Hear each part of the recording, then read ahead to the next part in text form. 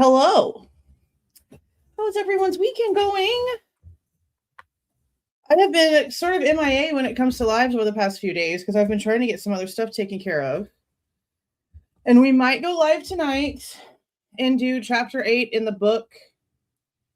But just be warned, if I do decide to go live tonight, that chapter 8 in the book is Bethany Funk's 11/13/2022 interview. And we have to cut the chapter in two because 11/13 and 11/16, their information is in that chapter. So we're going to do A and B, or part 1, part 2 of chapter 8. And her 11/13 interview is not very long, so we'll probably do that one tonight.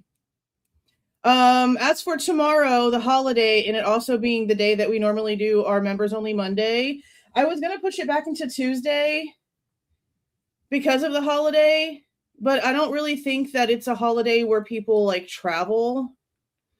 And we usually do it at like 5:30, 6 something anyway. So we might just go ahead and do our members only live tomorrow and keep it to the last Monday of the month. I haven't decided yet, but that's probably what we'll do because I do have a lot of plans with the boys this week, appointments and things that we have to do. So we probably will do it on Monday. We will probably do this on Monday. Oh man. Okay. So put a 1 in the chat if you guys have followed along with what's gone on in the Kiely Rodni case, like since it started. Because the Kiely Rodni case, the case that this lawsuit's about, is the case that got me to start my channel. So when it comes to the Idaho 4 case, you guys know how we have severe issues with Dylan, how it's very obvious that she's lying, how evidence proves that she's lying, how things just don't add up. The evidence doesn't equal the narrative, okay? The same thing went on in Kylie's case when it came to Sammy Smith. She inserted herself in the middle of the case. She was telling people to go to her and Kylie's ex-boyfriend Jagger to give them tips and information instead of going to the police. This 18-year-old showed up at the search party with a freaking bullhorn, a microphone. The cops were asked, why didn't you stop her? She brought her own mic, was their answer. Truckee is just as stupidly incompetent as the Moscow Police Department, sometimes if not more so. At least the Moscow Police Department will give you information if you FOIA it. It comes with the price, but at least they admit to having the information. The only entity that I've been able to get, girl, go to sleep. You wanted to stay in here. I gave you a choice. That's what I thought. When you FOIA MPD, it costs you money, but you get the information for the most part. They play around, but they don't act like they have nothing. They act like they don't have a lot, but they don't act like they have nothing. California Highway Patrol is the only place that's ever given me information for Kiely when it comes to real information. If you try to get information from Truckee, they tell you it belongs to Nevada County. If you try to ask Nevada County, they tell you to go to Truckee. I have nothing but a bunch of run there, go ask them, go ask them, put it off on the next person bullshit when it comes to any of the FOIAs that I filed in this case. And I specifically have asked for Sammy Smith's interview because she was 18 at the time. She was a grown-ass adult, legally. So there would be no reason for them not to give it to me, and they won't give it to me. I've asked them for any reports when it comes to a situation that was taking place fairly early on, where people were coming forward and telling the police that there was a male walking around in the search parties telling people to not tell the police if they saw or heard anything. Not telling them where to go, but just telling people not to talk. And the public information officer had to come out and do a press conference at some point in the very beginning and say, hey, there's a male going around telling people not to speak. So if you see him, avoid him. If he comes and talks to you, come and tell us what's going on. I have FOIA'd reports specifically on that incident and get told nothing. Absolutely freaking nothing.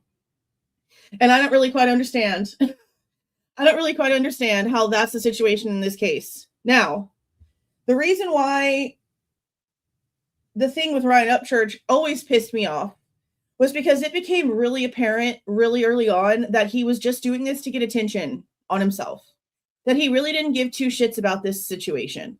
And the way that he ended up behaving throughout the entire past 4 years now practically has proven that, has more than proven that. He not only has come out here and called Kiely all kinds of names, on top of trying to say that she's not even real. He's gone and doxed her family. He's pulled up her father's information online and ran his mouth, where his cult of little creek swatters just went stupid and would physically go to these families' houses and like all kinds of shit. The only thing that I have issues with the family is the way that Lindsay was completely not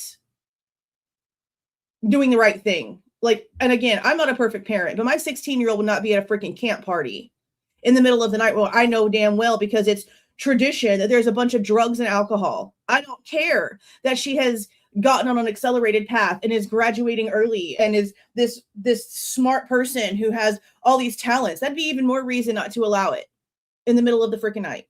My problem is that there was no voice communication. None. It was a text message, a change of plans in a text message. And Kiely's mom did not call her. There was no phone calls whatsoever. I verified this. There was no phone calls between them. Anyone could have been texting Lindsay from Kiely's phone. The last thing we have from Kiely on the day that she was supposed to be going to this party was a 6:08 p.m. screenshot at a gas station, where they want us to believe that it's her going through this gas station, where they say she got like not even a full gallon of gas. It was like, well, maybe it was like a gallon. It was like $3 and some change. It was like nothing in way of gas for her Honda. That's the last thing that we have of her physically. And then there was this party. She was supposed to go to a car show with her family. That was the plan. Last minute, she texts her mom and says she's going to go to this party instead. Again, there's no voice verification, and make sure that it's her daughter she's talking to, which was my red flag number one. Like, you don't even know if that was her. Could have been anyone else. You have no clue. And the biggest problem I have with that is because when you look at the fire cams, we're being told that like 200-300 people were at this damn campsite party, at this party at this campground. But we are watching the fire cams. Where are all the people? 200 to 300 people would mean a lot of vehicles. And we've gone in and looked at hours of Prosser campground footage from that night, and it does not look like a caravan worth of 200 to 300 people have gone through there in a few hours' time. And I was expecting to see more, because we had people that camped across from that way telling us, oh, there was a whole caravan of vehicles that just like took off at a certain time. And so everyone was thinking, shit, something must have happened, and people freaked out and they all took off at the same time. We don't see that on the Prosser campground stuff. We have no proof that there was a party, which is the biggest issue I think that everyone has here, is that there's no proof of a party. Apparently, her and her little friend Mags get there, and within 10 minutes, Mags wants to leave because people are smoking out of bongs. Baby, you look like you were born in a bong. What are you talking about? That excuse coming from her made zero sense. And yes, I'm going to judge her. Sorry, not sorry. I don't believe the story. I don't believe the story, especially if you know some other facts about background information and what Kiely might have dabbled in, what her friends were dabbling in. There's no way a bong scared this little girl, okay? There's just no freaking way. So then we have the ex-boyfriend and Sammy being friends on social media, but Kiely's not friends with Sammy. And as a matter of fact, we find out later from Steve Fisher and people doing investigations after the fact, Sammy was never friends with Kiely. They were never friends. Sam had a crush on Jagger. Jagger was with Kiely back and forth, but Kiely was also talking to some other guy. There was some love triangle shit that shouldn't have been going on for a 16-year-old either. Shouldn't have been. Especially as messy as the shit actually did get. Okay, there's a lot of people don't know. There's a lot of people don't know. But when there's no proof of a party, when we're being told all these stupid stories, when there's not a single photo of a party, when there's not a single video of this party, when there's no invitations that we are seeing gone out to people, we're being told that it's just like word of mouth and all these people showed up. There's no photos. There's no photos. There's no videos. There's no Snapchats. There's nothing. The one photo that was found by Ryan Upchurch, and it had nothing to do with Prosser Campground. I don't exactly remember where this party was, but it was not Prosser where this Callie Ross girl was. And she was at this party with a bunch of people. And granted, she favors Kiely. It's not like they don't favor each other. They very much favor each other.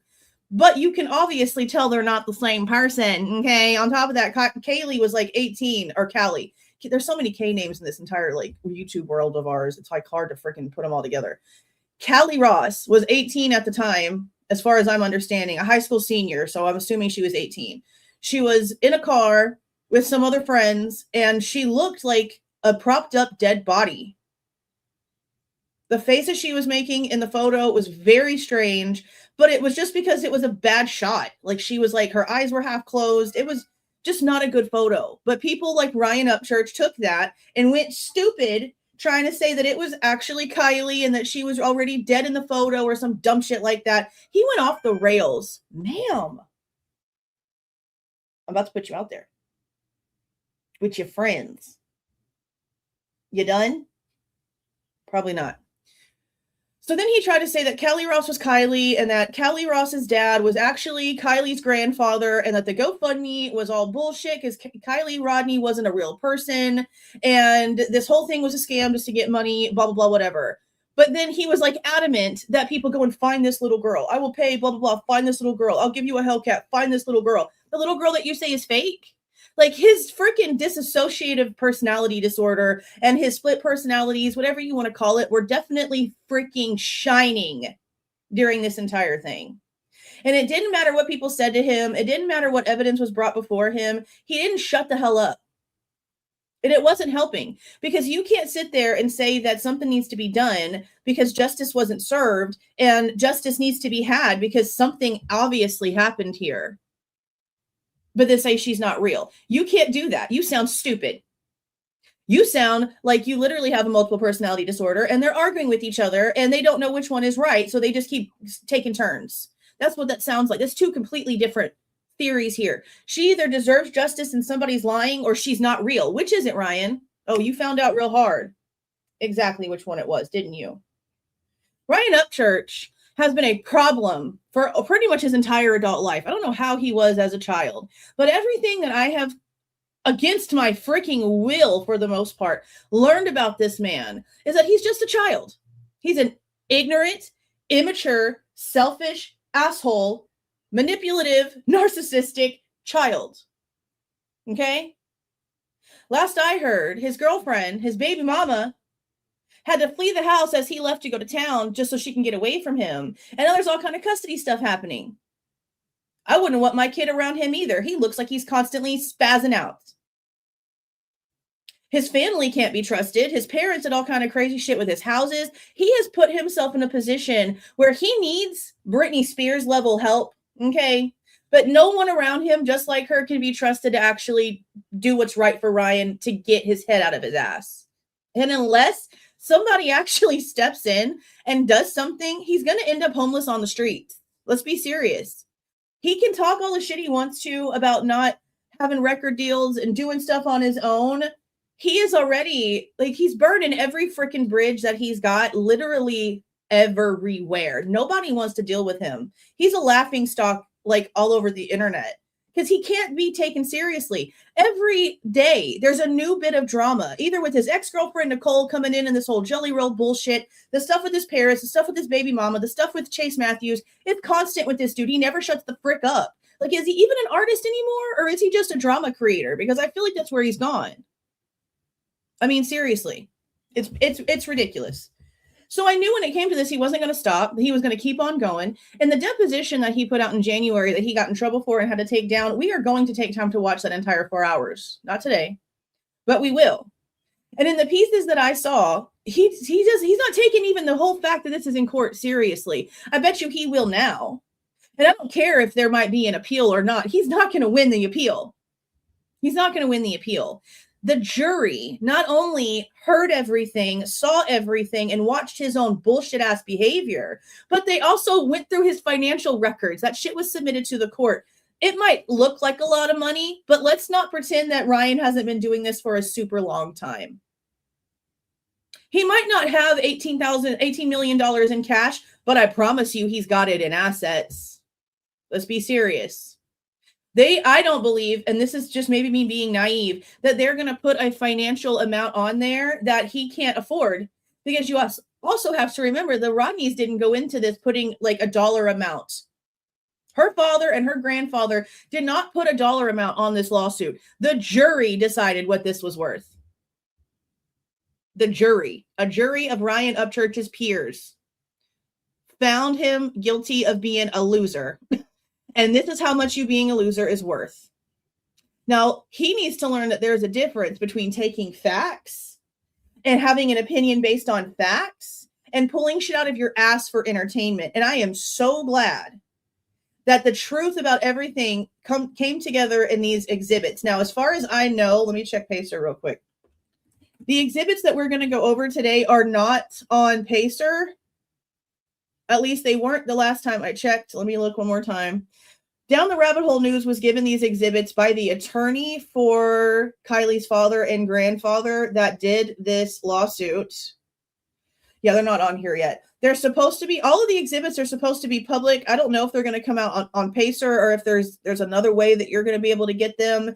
But as of right now, they're not on Pacer itself. We have the final judgment order, and then Rabbit from Down the Rabbit Hole News, again, she interviewed the attorney and he gave her a bunch of the exhibits. So that's what we're going to go over today. We're going to go over some of the stuff that she was given. We're not going to go over the lawyer interview, but I will link you guys to it if you guys want to go listen to it. If you haven't listened to it already, he gave a lot of like inside information about what actually happened when it came to the courtroom. I find it interesting that the stuff that happened with Jared, with all of those charges, with the cousin and the crazy shit, that was brought up in court. I don't really think that has anything to do with anything, but it had something to do with the journey because of the Hellcat and the $100,000 and Doug Bishop in court kissing freaking Ryan Upchurch's ass with his nasty ass beard and all the bullshit. But in reality, whatever happened with Jared doesn't have anything to do with Ryan Upchurch being a dumbass. It doesn't. Now, Nick Rinn is apparently the one who brought that up in court. I don't know why Nick Rinn brought it up, because it didn't have anything to do with Ryan's behavior. But that whole entire thing was really interesting. And it's important to note the shit that I called out with that way a long time ago. So we had AWP, obviously, come in and find Kiely. Great. So many questions for Truckee, because how did you miss that? We have a million questions just on that alone, okay?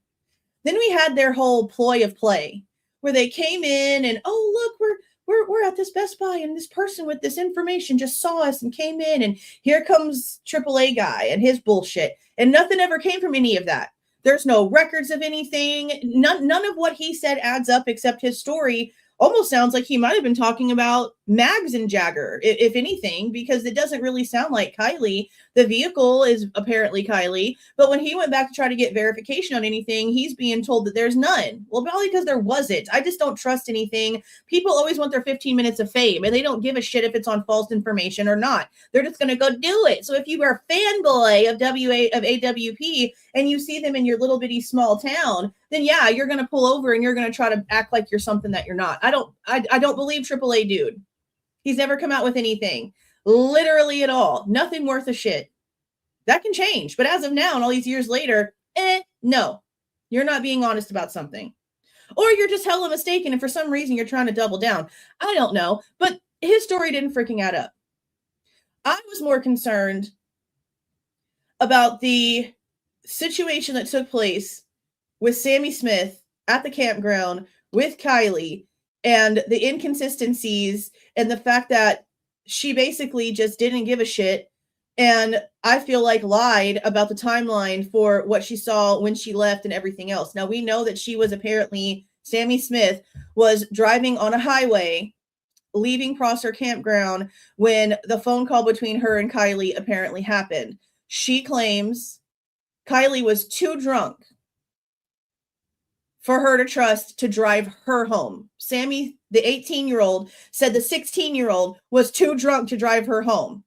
So instead of finding someone that can take both you and the 16-year-old home, you find someone else that takes you home, and you leave the too drunk to drive you home 16-year-old there on her own. She then claims, she tells Kiely, hey, I found another ride. So-and-so is going to take me home. Then she claims that a few minutes later, Kylie's calling her and being like, hey, do you need a ride? But she's also claiming she's already gone and on the highway by the time that phone call happens. Those That phone call and the time that they're claiming that she went into the water are flipped by like 3 minutes. There's like 3 minutes there. It's like is it 12:33 or 1:33? I think it's 12:33 is like the timing that it looks like she goes into the water, but the phone call is like at 12:36. Don't quote me on those times. I just know that there was like some flip-flop stuff there and something was off by like 3 minutes. On top of that, like no one else really saw Kiely. Like maybe one other person that wasn't like in the forefront of the situation talked about seeing Kiely, but even then they weren't really sure that they saw Kiely. So not only is there like no proof that this party of 200 to 300 people really happened, okay, but then we're being told that the parents all went out the next morning to clean up. Well, there's no proof of that on the cameras either. There's no influx of vehicles coming in to do a parental cleanup. No, that's not true either. That didn't happen. So basically everything that they told us about this thing is not real. And the one picture that was submitted about this Sose party turned out to be from like the late 90s, early 2000s. And of course it was submitted by Sammy Smith, heavily edited. Not that party. Sammy Smith has a lot to answer for.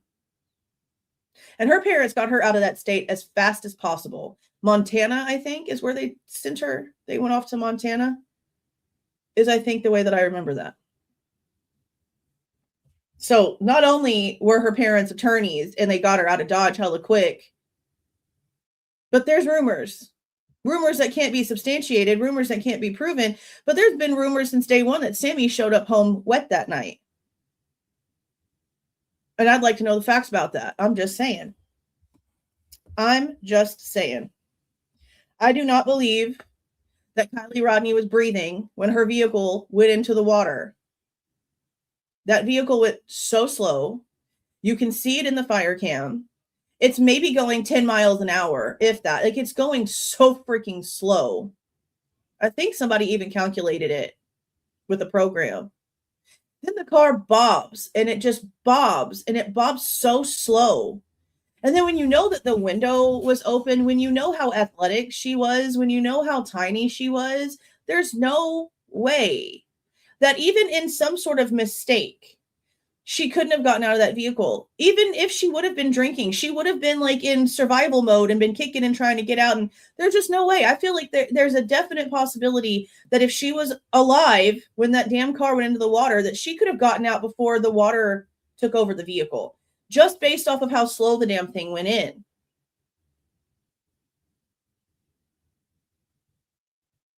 The whole story that they've told us with this doesn't make any sense. On top of that, we were sort of expecting on the fire cams to see something maybe startled her. Maybe there was a sharp turn. None of that. No, none of that either. And the crazier part is that, like, what was it, like 9 o'clock in the morning when she didn't meet up with her friend at the Starbucks? That's where Lindsay realized there was a problem. Because Lindsay also did not freaking stay awake and make sure her daughter got home. Which is where I have more issues, because you did not make sure it was her on the phone.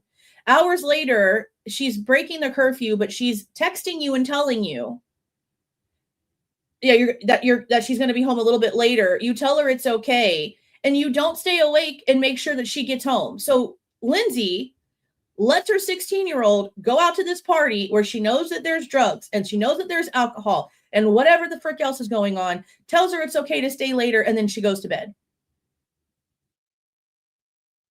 She goes to bed.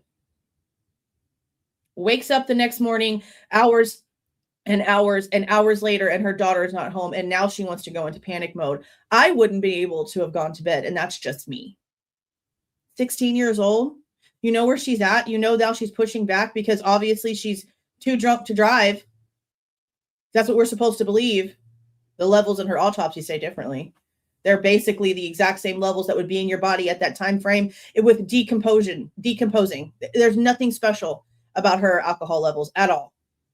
Not for what they're trying to tell us. So then after Lindsay gets her sleep and she wakes up and she realizes Kiely is not home, then she kind of freaks out and she goes to the Starbucks where she's supposed to meet up with her friend because they were supposed to leave to go on a camping trip for that weekend. Kiely doesn't show up. Kylie's not answering the phone. Now we're calling the cops.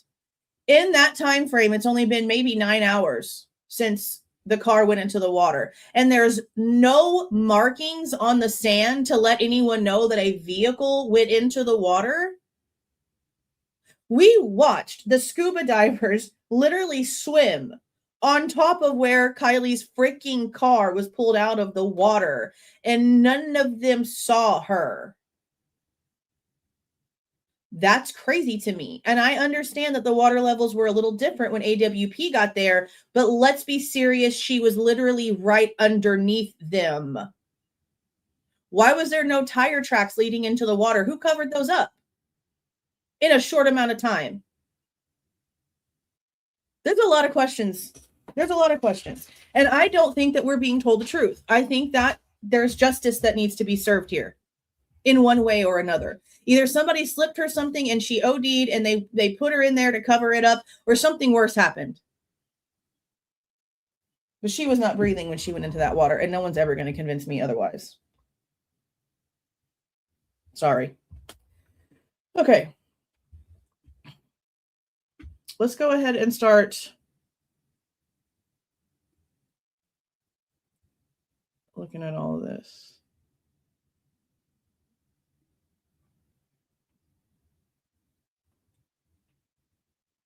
No, that's not what he was doing.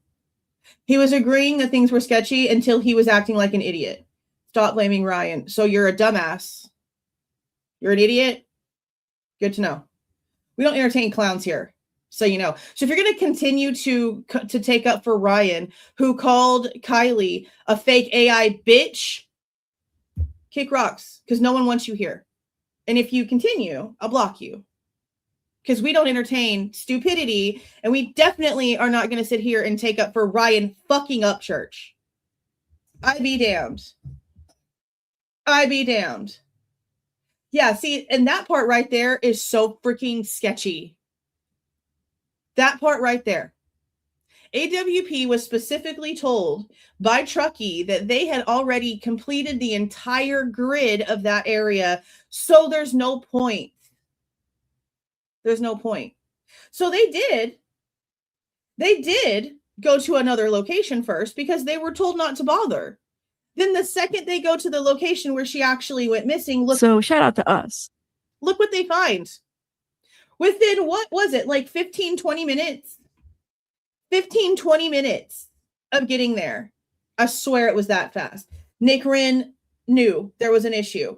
And literally, they had to move their buses. They had to go and repark and get stuff situated because they didn't want everyone to start, like, noticing, I guess. But then again, they're also on some bullshit because they didn't even tell the cops that they thought that they had found her. They posted some shit on social media. And as pissed off as I am at Lindsay for everything I've already mentioned, okay? Those are mistakes I know she's got to live with. She should have not gone to bed. She should have made sure her daughter got home from this alcohol-fueled, drug-infested party that we're told that this thing was before she went to sleep. And if an hour would have gone by and Kiely wasn't there, maybe something would have been found out faster. Maybe they would have gone down to Prosser and been like, where the frick is her freaking car? Why is she not answering the phone? Instead, 9 hours worth of cover-up time took place. We know how we feel about that here, don't we?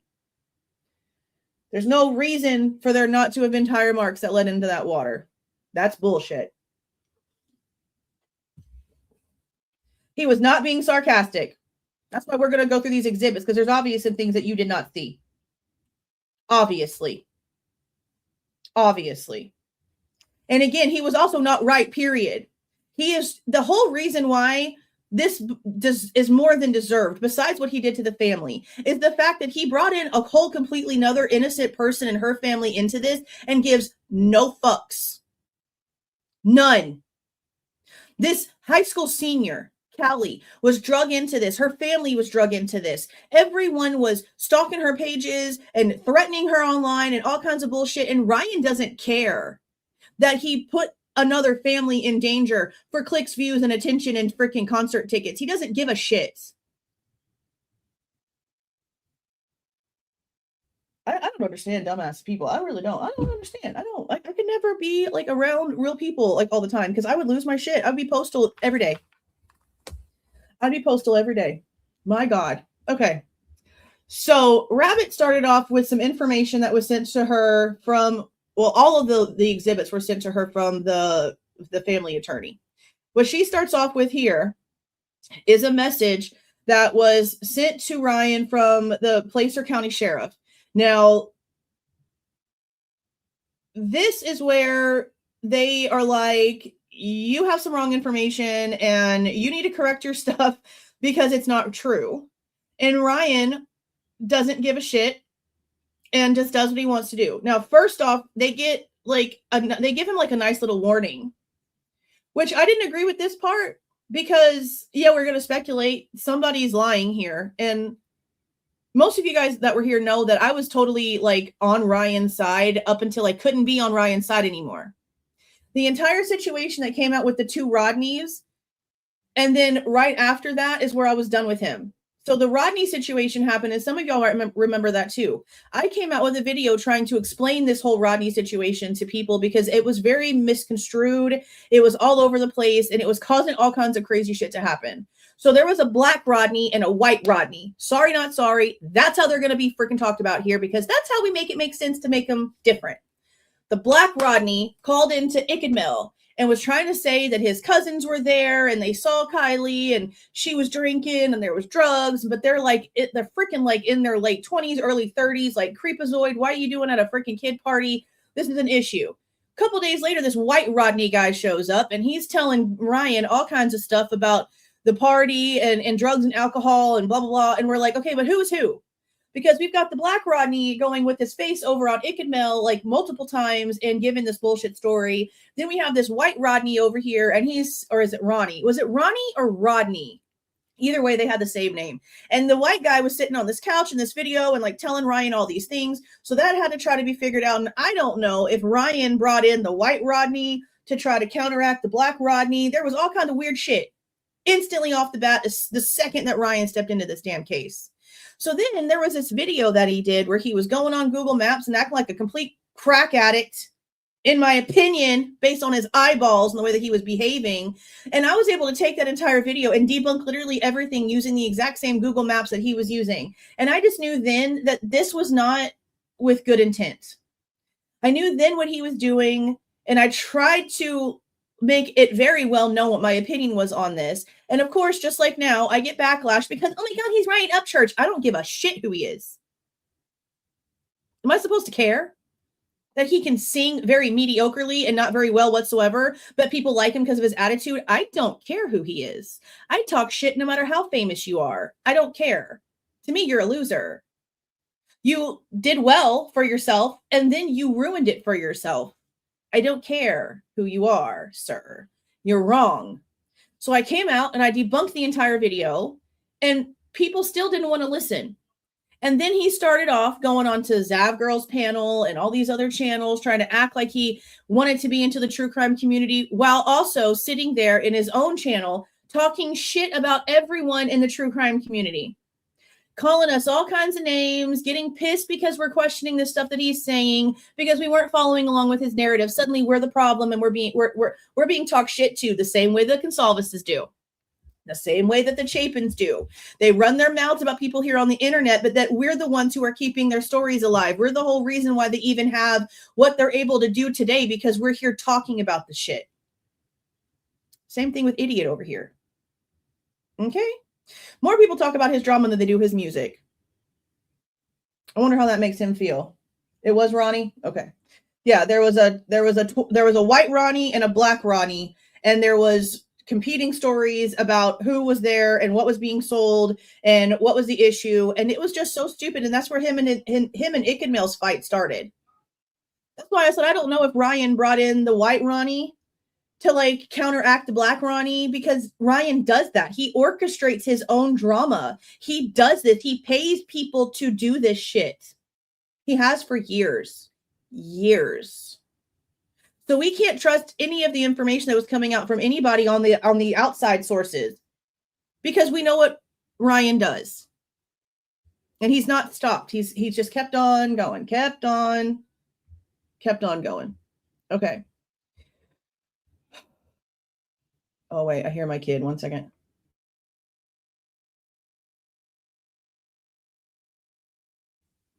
Okay. So here's where Placer County was basically telling him, hi, Ryan, we appreciate you. Feel free to share anything we have already put out on our accounts. Would like to ask, though, if any information has not come directly from us, to please not speculate and throw the internet into a frenzy. It makes our job and detectives' jobs harder and potentially makes innocent people targeted. Now, that bothered me. This was still whenever I was like, we should be able to speculate on what we want to because something's wrong here. And y'all don't seem to be paying attention. So that to me felt like they'd kind of gone a little bit like too far to specifically ask him not to talk about stuff. I will admit that. I said that when this first came out. Then Ryan, and obviously he needs glasses or LASIK because he does this a lot. He goes and he finds people that just sort of look like other people. But because he's Ryan Upchurch and has a cult following, literally a brainwashed, hypnotic, low IQ cult following, take a look for yourself. Nothing I said just now is a dishonest or untrue statement. Let's be serious. He has this cult following that believe everything that comes out of his ugly ass mouth, and they run with it. So when he put this information up and said, oh, this is the public information officer, and look what all these other things that she's done online, and just started like being so ignorant, Placer County came out and said, yeah, sorry, that's not our person. That's not our person. You need to remove this because that's not her. This is not our PIO. Please take down the photos immediately. And instead of doing so, Ryan just says, who ain't y'all's PIO? Because he can't speak properly to save his freaking life, you know. So they're telling you it's the wrong person. You're putting another person's face out there. You're connecting another person to the situation that has nothing to do with the situation. You're being told by the police, this is not the right person. You need to take this down. And you argue. And instead of even trying to entertain the fact that he's wrong, he doubles down like he always does. Doubles down like he always does. He doesn't care. He doesn't care whatsoever about any of the things that he does, okay? Now, this is a video. Let me make sure I have the sound on. Some of these are going to be videos. So let me unshare this and make sure that I have the sound share. Okay. This is a video where he is being so disgusting to Kiely. If you hear the sound when I play it, okay? Got it. You mute myself. Now I got to restart everything and probably pay $1 million more just for saying some bitch ain't fucking real. Just for saying some bitch ain't fucking real. So the 16-year-old's a bitch now. You understand? You understand? The dead 16-year-old's a bitch now to Ryan. Take up for him. You belong together. If you can take up for this, you belong together. Disgusting behavior. Let it continue. And I still don't think the bitch is fucking real. And look how cracked out he looks. Look his face. You telling me that's a sober man? You're telling me this is a sober human? Be serious. Did y'all hear that? Did y'all hear that? No, yeah, y'all heard it. Okay. Let me play it again for those play it that again, didn't. please. Now I got to restart everything and probably pay $1 million more just for saying some bitch ain't fucking real. And I still don't think the bitch is fucking real. That's how he's talking about Kiely. Because he's angry at the mess he put his own bitch ass self in. That's who that is. That man has a daughter, by the way. That baby mama is doing right by keeping her away from him. Let's be so serious. Yeah, there's no way that this is a sober human. On my opinion only, Ryan. There's no way this is a sober human. Ain't no way. So then she's going to go to the next one. She's got quite a few. She has quite a few. But she does bring up here what we've already mentioned, that he puts himself in these situations constantly. Because, yeah, his music's okay if you're at a certain level and if you're a certain demographic, okay? Texas, Louisiana, Southern people that listen to that kind. I used to listen to some of his music. The songs my teenagers liked. Never once did I ever go in and search for a Ryan Upchurch song. Actually, I'll take that back. When he remixed Broadway, the Morgan Wallen song, because I love me some Morgan Wallen. Let's be so serious right now. Okay.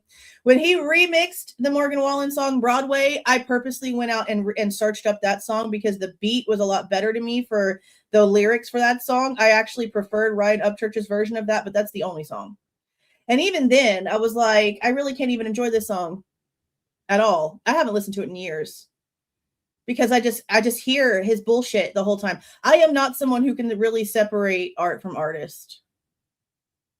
Like, obviously people are humans and they're going to make stupid mistakes, but there's certain things that people do to where I'm like, yeah, I can't just like, that's more than a human mistake. That's more than a human mistake. So she brings up the fact that this is what he does. He comes in here and he starts drama to get attention so that people will pay attention to his music. And it's just like, there was something that went on the other day, a couple weeks ago. And I was like, 3, 2, 1, here comes another song. And literally within 3 days, there was another music video posted to his channel. So of course, this is what he does. This is his marketing tool. Because unless people are looking at him for drama and bullshit, no one's looking at him. No one besides his little cult following are looking at him unless he's stirring shit somewhere. He knows this. This is the reason why this was brought up, because while he's sitting here trying to put P. Diddy and the Kiely situation into the exact same thing and talking shit about the true crime community, he's also trying to sell tickets. You see that? You see that? He's also trying to sell tickets in Dallas for a show. This was brought to court. This was brought to court, as it should have been.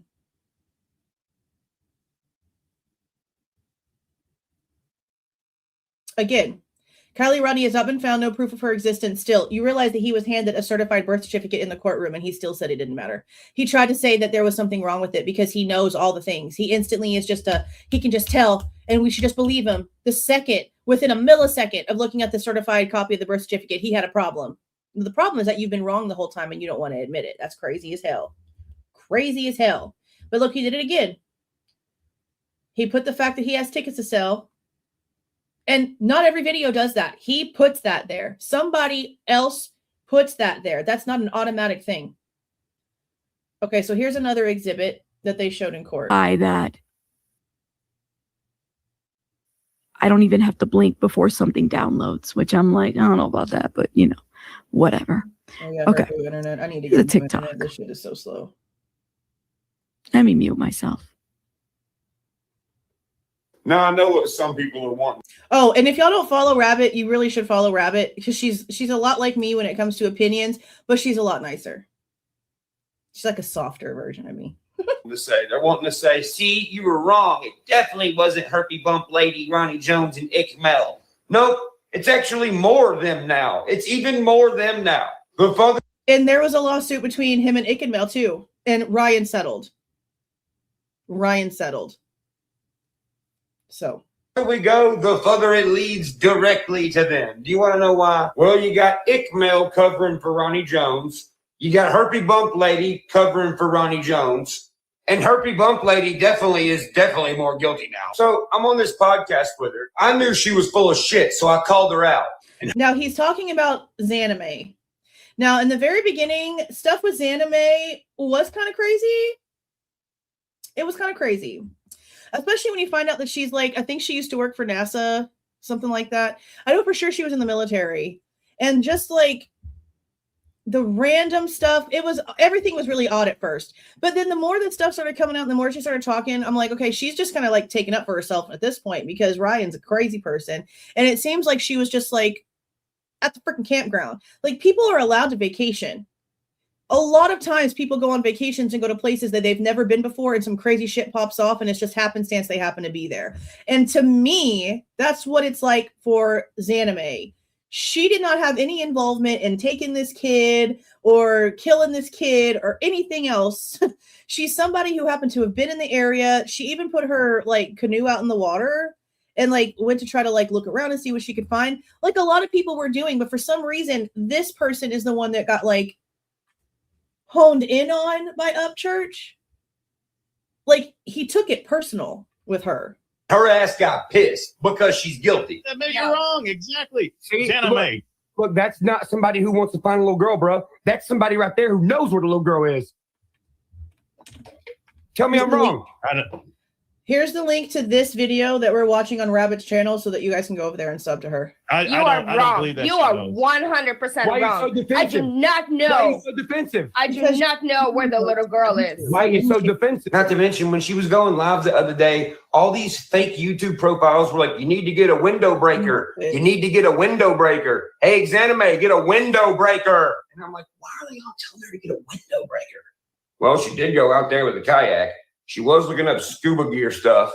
Maybe she went out there and, you know, dove underwater, broke the window out, and got the brick off of the fucking pedal. The same. Got the brick off the pedal. The car was upside down. Gravity would have done that, baby. Gravity would have put the brick on the roof. The same way that Kiely's body was floating up towards the roof. But it wasn't the roof. It was the floorboard because the vehicle was on its roof, upside down.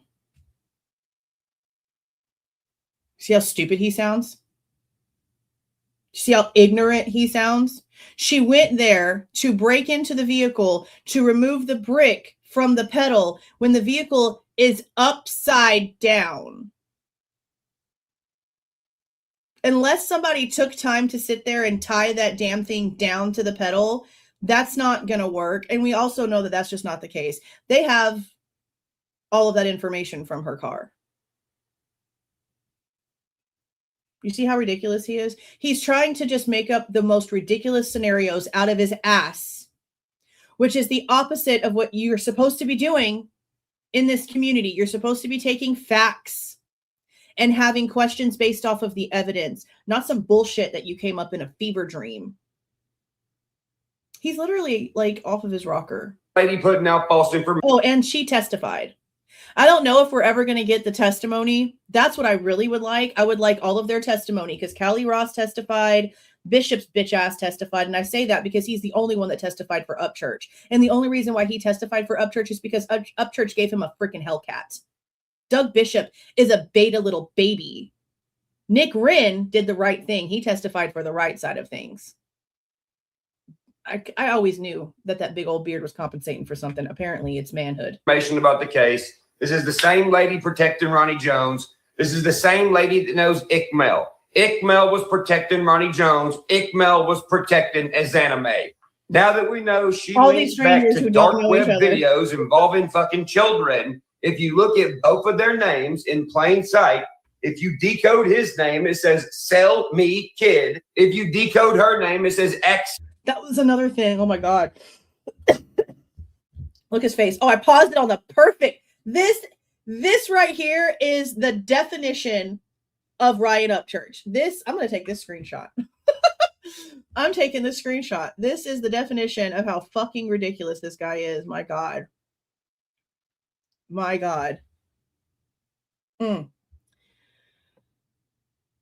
He literally was sitting there and like writing stuff. I have videos of us reacting to this. This is before I was doing live. So everything back then was like all video posts. But he was sitting down.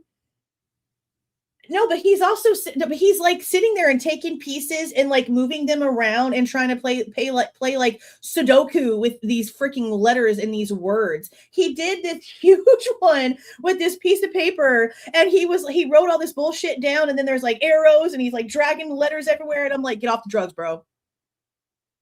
Get off the angel dust, get off the snow, get off of whatever you're doing because something is making your brain see things that aren't there. This isn't Beautiful Minds, bitch. You need to put it down. And he didn't care. He kept on pushing. And you know what the worst part was? His cult of dumbasses took the paper and the bullshit that he did with this mixed and matched dumb shit and went off on it. Started attacking anybody that he told them to, started going after anybody that he mentioned because they are incapable of their own thought. Anything Ryan says goes. Even if it's the most stupid shit you've ever heard in your life, they didn't care. Holy crap, that's gospel. Let's run. He knows that he has a group of people in his following that are like that. That's why he does what he does, because he knows they're going to go feral for everything he says. Your man. Ask your man to sell me, kid. If you take their exact YouTube names and you use the letters, She's so stupid. Ickmells comes out to CELMEKID. Sell me, kid. You that's some crackhead shit. You take Exanimaze, exactly how it's spelled. It comes out to ask your man. Ask your If you man. put both of those together, it says ask your man to sell me a kid. Start talking shit. Tell me that's not some meth talk. Ask your man to sell me a kid. We're going to watch that part like one more time because I need y'all to understand how fucking stupid this guy is. Oh my God. Well, she did go out there with a kayak. She was looking up scuba gear stuff. Maybe Yeah, she Nick went Wynn- out there Nick and, Wynn is supposed to dove be interviewing underwater, Gravity broke the against window Hampshire. out, and got He's the talked to you a brick few off times. of the fucking pedal. The same lady putting out false information about the case. This is the same lady protecting Ronnie Jones. This is the same lady that knows Ickmell. Ickmell was protecting Ronnie Jones. Ickmell was protecting Exanime. He's Now that we not know she sober, links bro. back to dark web videos involving fucking children, But if you look at no. both of their names in plain sight, if you decode his name, it says sell me kid. No. If you decode her name, it says He means ask it. your man. He Ask means your it. man to sell me kid. If you take their exact Means it. YouTube names and you use the letters, Ickmells comes out to CELMEKID. Sell me, kid. If you take Exanimaze, exactly how it's spelled, it comes out to ask your man. Ask your If man. you put both of those together, it says ask your man to sell me a kid. It is Start very talking messed shit up. to the rednecks. You go, fuck around and find out. He's a loser. He's a loser. That's not redneck behavior. I'm buddies with rednecks. They laugh at this shit. This is Methville behavior. Methville behavior. The hell?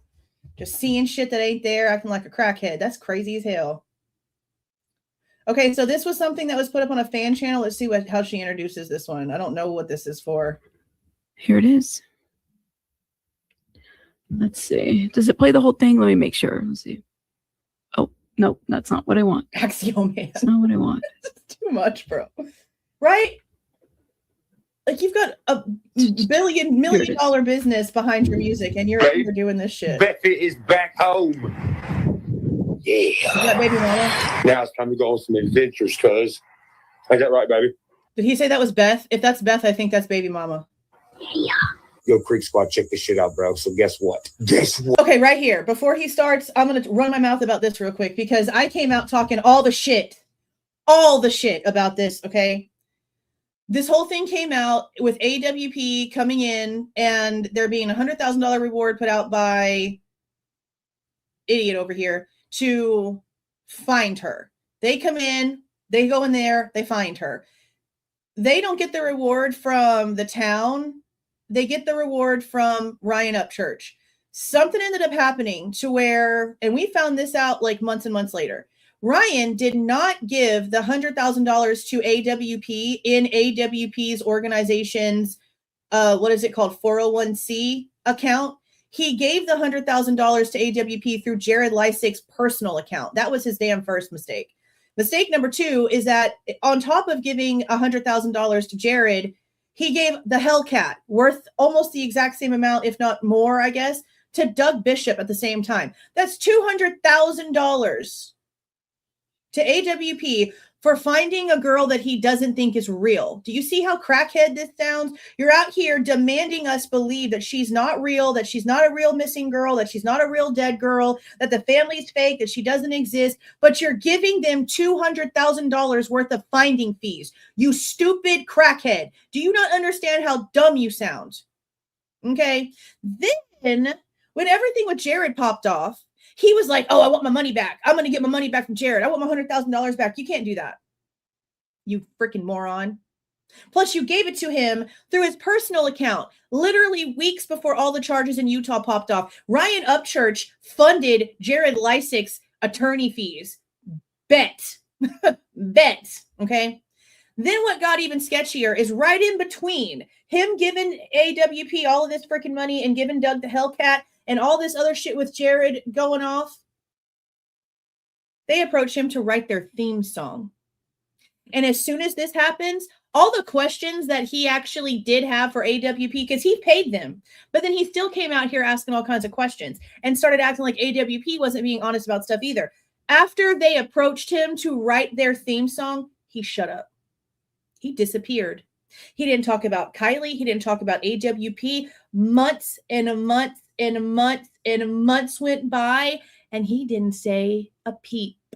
And I called his bitch ass out then. I said, so you're going to be out here running all of your mouth everywhere about AWP, about Kiely, about literally everything. And the second the people that you're questioning flash a little bit of something in your face, you're going to shut up. You give them $100,000 and then they offer you to do their theme song and you just stop talking. Suddenly your questions go away. I called him out for that then. He only cares about business opportunities. He doesn't care about anything else. So I can bet you when that happened and he got approached for that, the deal was shut the fuck up. Stop asking questions.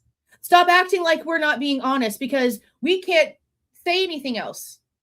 So we're going to go ahead and offer you this, but you can't keep coming out here and asking us questions. You think Ryan's not going to take a deal like that? He's a two-faced loser. Of course he's going to take a deal like that. He's done made his frenzy money off this case. It's done and over with now. He's fine with moving on. And not a lot of people called him out for that. And everyone should have been calling him out for that. Now, was there a theme song? I don't remember. I don't remember if there was one. I don't remember if they ever used it because I honestly don't give a shit. I didn't even know who the frick AWP was before Kiely's case. And I know that they've done out and they've done really good things, but Jared's also a freaking piece of shit. And not just because of the charges, which, by the way, Rabbit is the one who interviewed the victim in that case. Okay. But he also tried to screw all kinds of people out of money and treats families like shit that he goes and he films for. Like all kinds of stories started coming out about Jared the second that people felt safe enough to start talking, because just like with Ryan, you got to watch it with Jared because he's a criminal.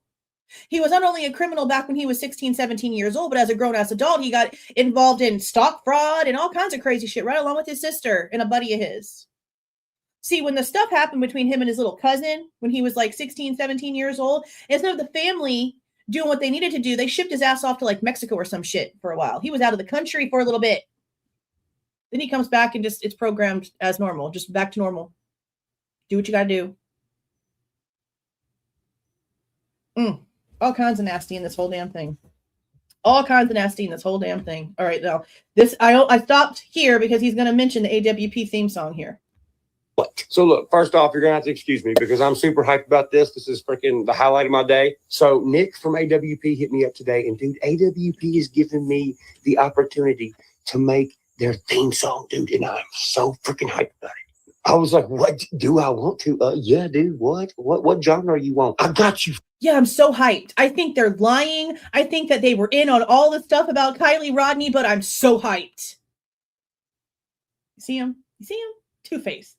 Fan. So we talked about styles of music, what style would fit best with their show, the attitude they want.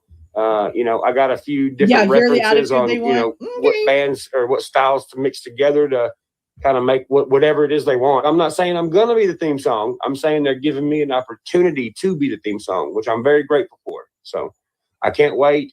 I'm here at the studio right now with Stone Baby Stone. And we're cooking up some stuff right now, baby.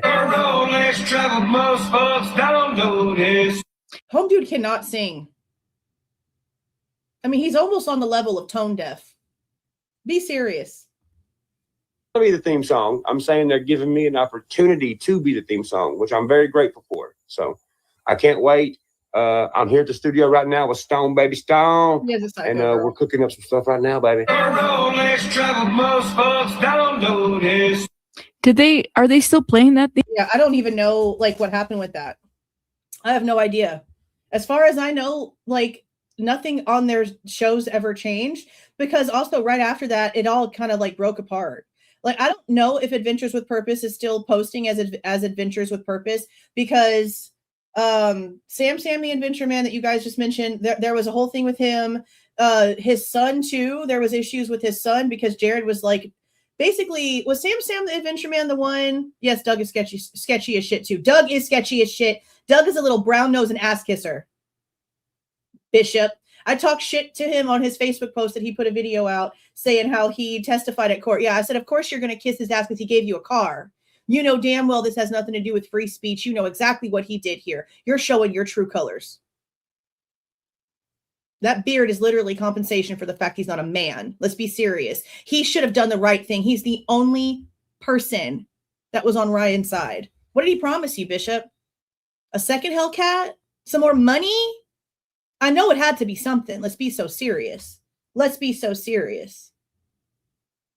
But I don't know if anything happened with this because, again, like everything fell apart. I know some of it had to do with imagery. Like, I can't remember which one it was, which person it was. But it might have been the Sam guy. I can't remember. But I know that there was a guy and a son, and then the stuff was also going on with, what's his name? Is it Jacob?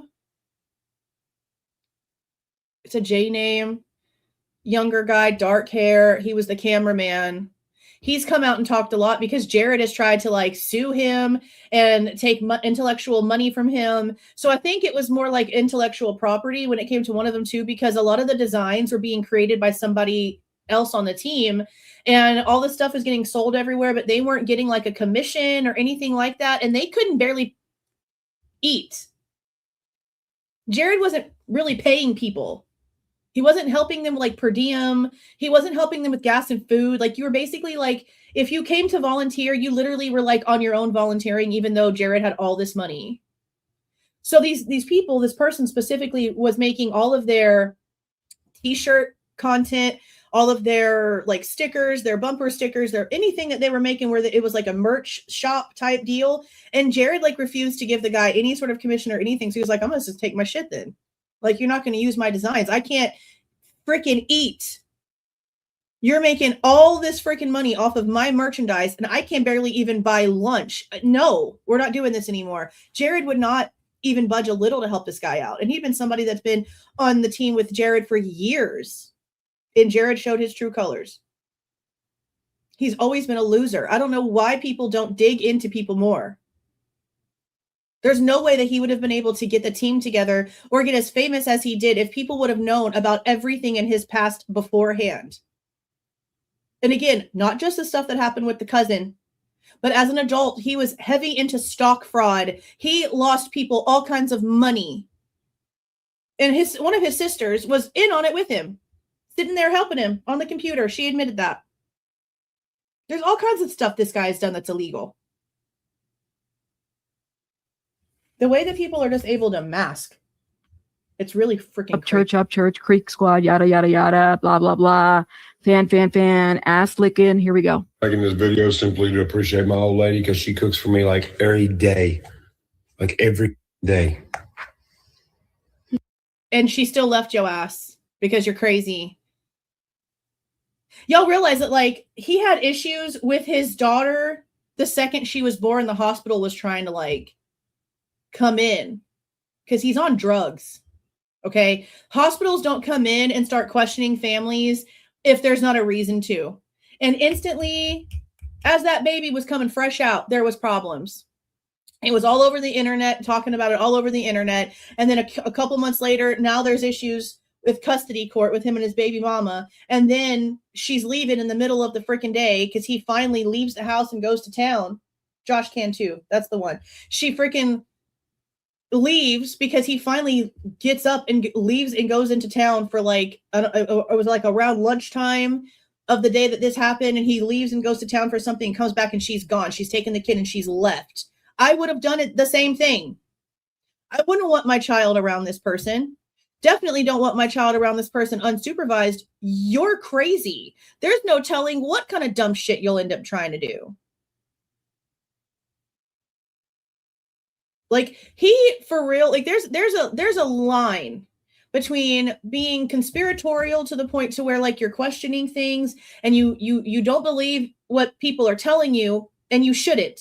So you question things and you do your own digging and you do your own research and you come to your own conclusions. That's fine. That's what I do. That's what the majority of people do. Then there's what he does. What he does is almost on the level of what the parents are before they go and take their kids out in themselves because the world is about to end and I don't know what else to do besides just kill everybody. That's the kind of mentality I get from Ryan Upchurch. He is that extreme. And that's not just like a one-off instance. This is me, for some reason, since the Kiely situation, having stuff pop up when I'm scrolling as I'm looking for something else to look for, and something just pops up with the headline, and I click on it for a few seconds, and then here's the drama, here's the drama, here's the drama, here's the drama, here's the drama. It doesn't stop. It doesn't stop. I honestly don't know how he hasn't given himself a stroke. Like, so serious. I love you. You're the best, dude.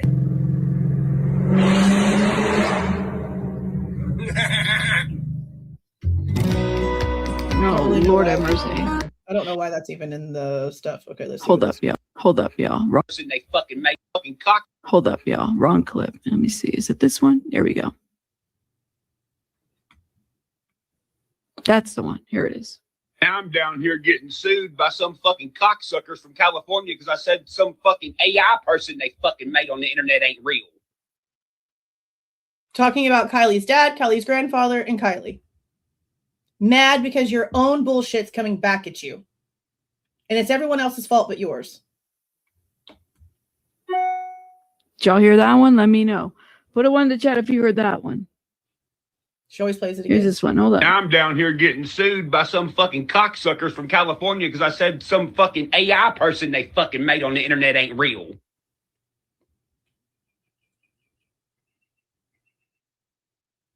You know how many times he said this? He came out on Zav Girl's panel one time and took it back. And then instantly, like either the later on the same day or the next day, started his shit back up again. And blames the family for what he's now having to deal with whenever all he had to do was shut the fuck up. All he had to do was shut up. Still ask questions. Obviously, there's something wrong here. But to sit there and act like there's something wrong here and that somebody's lying and somebody needs to be caught and somebody obviously needs to go to jail and there needs to be somebody looking into this and then say that she's not real. Do you know how opposite that is? You can't be wanting justice for a person that doesn't exist. So which side are you really on, Ryan? Oh, whichever one gets you the most attention, right? And this is getting him the most attention. This bullshit right here. And all these years later, this case was filed in 2023. It just now went to court. And again, I wanted him to be sued. I was totally fine with this. I was like, hell yeah, you're stupid. What I was expecting was for him to do something to change my mind. I was expecting for him to ask for discovery. I was expecting for him to try to get information in order to prove something. I was hoping that discovery for Kiely would come out in this case. No, the only thing that Ryan asked for is like medical records for Kylie's dad. Everything else that was submitted is bullshit like this because he's a loser and his financial records and all the properties that he owns. Nothing else. He didn't ask for shit. So I hope that the people that followed him and said, oh, he's only going through with this because he wants to get to the truth. He's going to find out what happened to Kiely, blah, blah, blah, blah, blah, blah, blah. I hope y'all are eating y'all's damn words. Home Dude didn't give a shit to even ask. Home Dude didn't bother. He only cares about himself. If he really cared about what happened to the girl, the way he calls her, he'd have asked for some sort of discovery. He would have asked for something. He didn't bother. And we know when it comes to the Idaho case, when there's civil cases, we're going to get discovery for shit. That's why we're wanting this to go to court for WSU. We want the depositions. We want people to come out and talk. We want the reports. That's why we're glad that there's a lawsuit with EWU freaking suing the city of Moscow and the police department for their bullshit. Those make sense. Those are going to be fought for the right reasons. This is stupid. I'm glad that he lost. I am so glad. People, I'm assuming you know, I'm on Zav's. Okay. On Zav. So here's where he gets on Zav.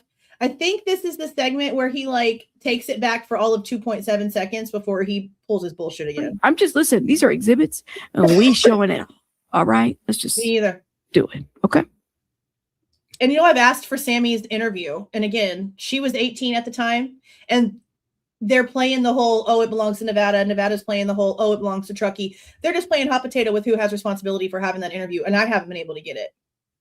I've tried like at least 3 times. Such bullshit. Now, I want to be the first to say this on Zab's page because everybody's going to go, oh my God, oh my God. I did think the little girl was fake. Do you know why I thought the little girl was fake? Because people who were making the little girl fake were the ones that we were taught, that I personally was talking to. What do you? He can't even put together a coherent sentence. I can't stand Zab Girl. She's a loser. If you know about what she did with Gannon Stouches, or however you say his last name, is it Stouch or Stouch? With Gannon's, the boy that was killed by his stepmom, his autopsy photos of his little naked body, putting him behind a paywall. Yeah, you wouldn't care about Zab Girl either. But her face right here, her face is my face when I listen to this idiot talk, because he doesn't know how to have a single string of coherent thought when it comes to this whole thing. What do you want to do to the main guy who's on the right track? You want to make him look like he's on drugs. He's crazy. Well, see, that's another thing that he learned, or either like it's just something that people do. Pretending like you're being threatened because you're out here talking about cases. Never once have I ever been threatened by anyone worth a shit. It's usually some dumb Neanderthal crackhead from Methville trying to talk shit because she doesn't like the fact that I have an opinion that she doesn't like. But when it comes to being threatened from people actually like in the Consalvis family or connected to the families or anything else, that shit doesn't happen. So when a YouTuber that's talking about a case like Crime Circus's dumbass comes out here and pretends like he's being threatened, that people are sending him cracked clown dolls and, oh my God, my life is in danger. I don't believe you. I don't believe you. So when he says this kind of shit, what are you going to do to the guy that's on the right track? You're going to make him look crazy. You're going to threaten him, blah, blah, blah, blah, blah. It's the same tactic that a lot of these true crimers use. And none of it's real. None of it is ever real. The only threats that happen in this community is dumbass people to people that are actually on camera. It's never anyone involved in the situation. And he's trying to sit here and say the reason why we think he's on drugs is because the people responsible for making Kiely up want us to believe that he's on drugs. It's not his behavior, right? It's not his dilated ass freaking eyeballs. It's not his red ass face when he's going stupid. It's none of those things. It's not the fact he can't even speak properly in order to make us sort of understand what he's saying. It's not the fact that he's rearranging words into shit that doesn't even spell real shit and he's making everything up. No, it's the brainwashing of the people responsible making us think that he's on drugs.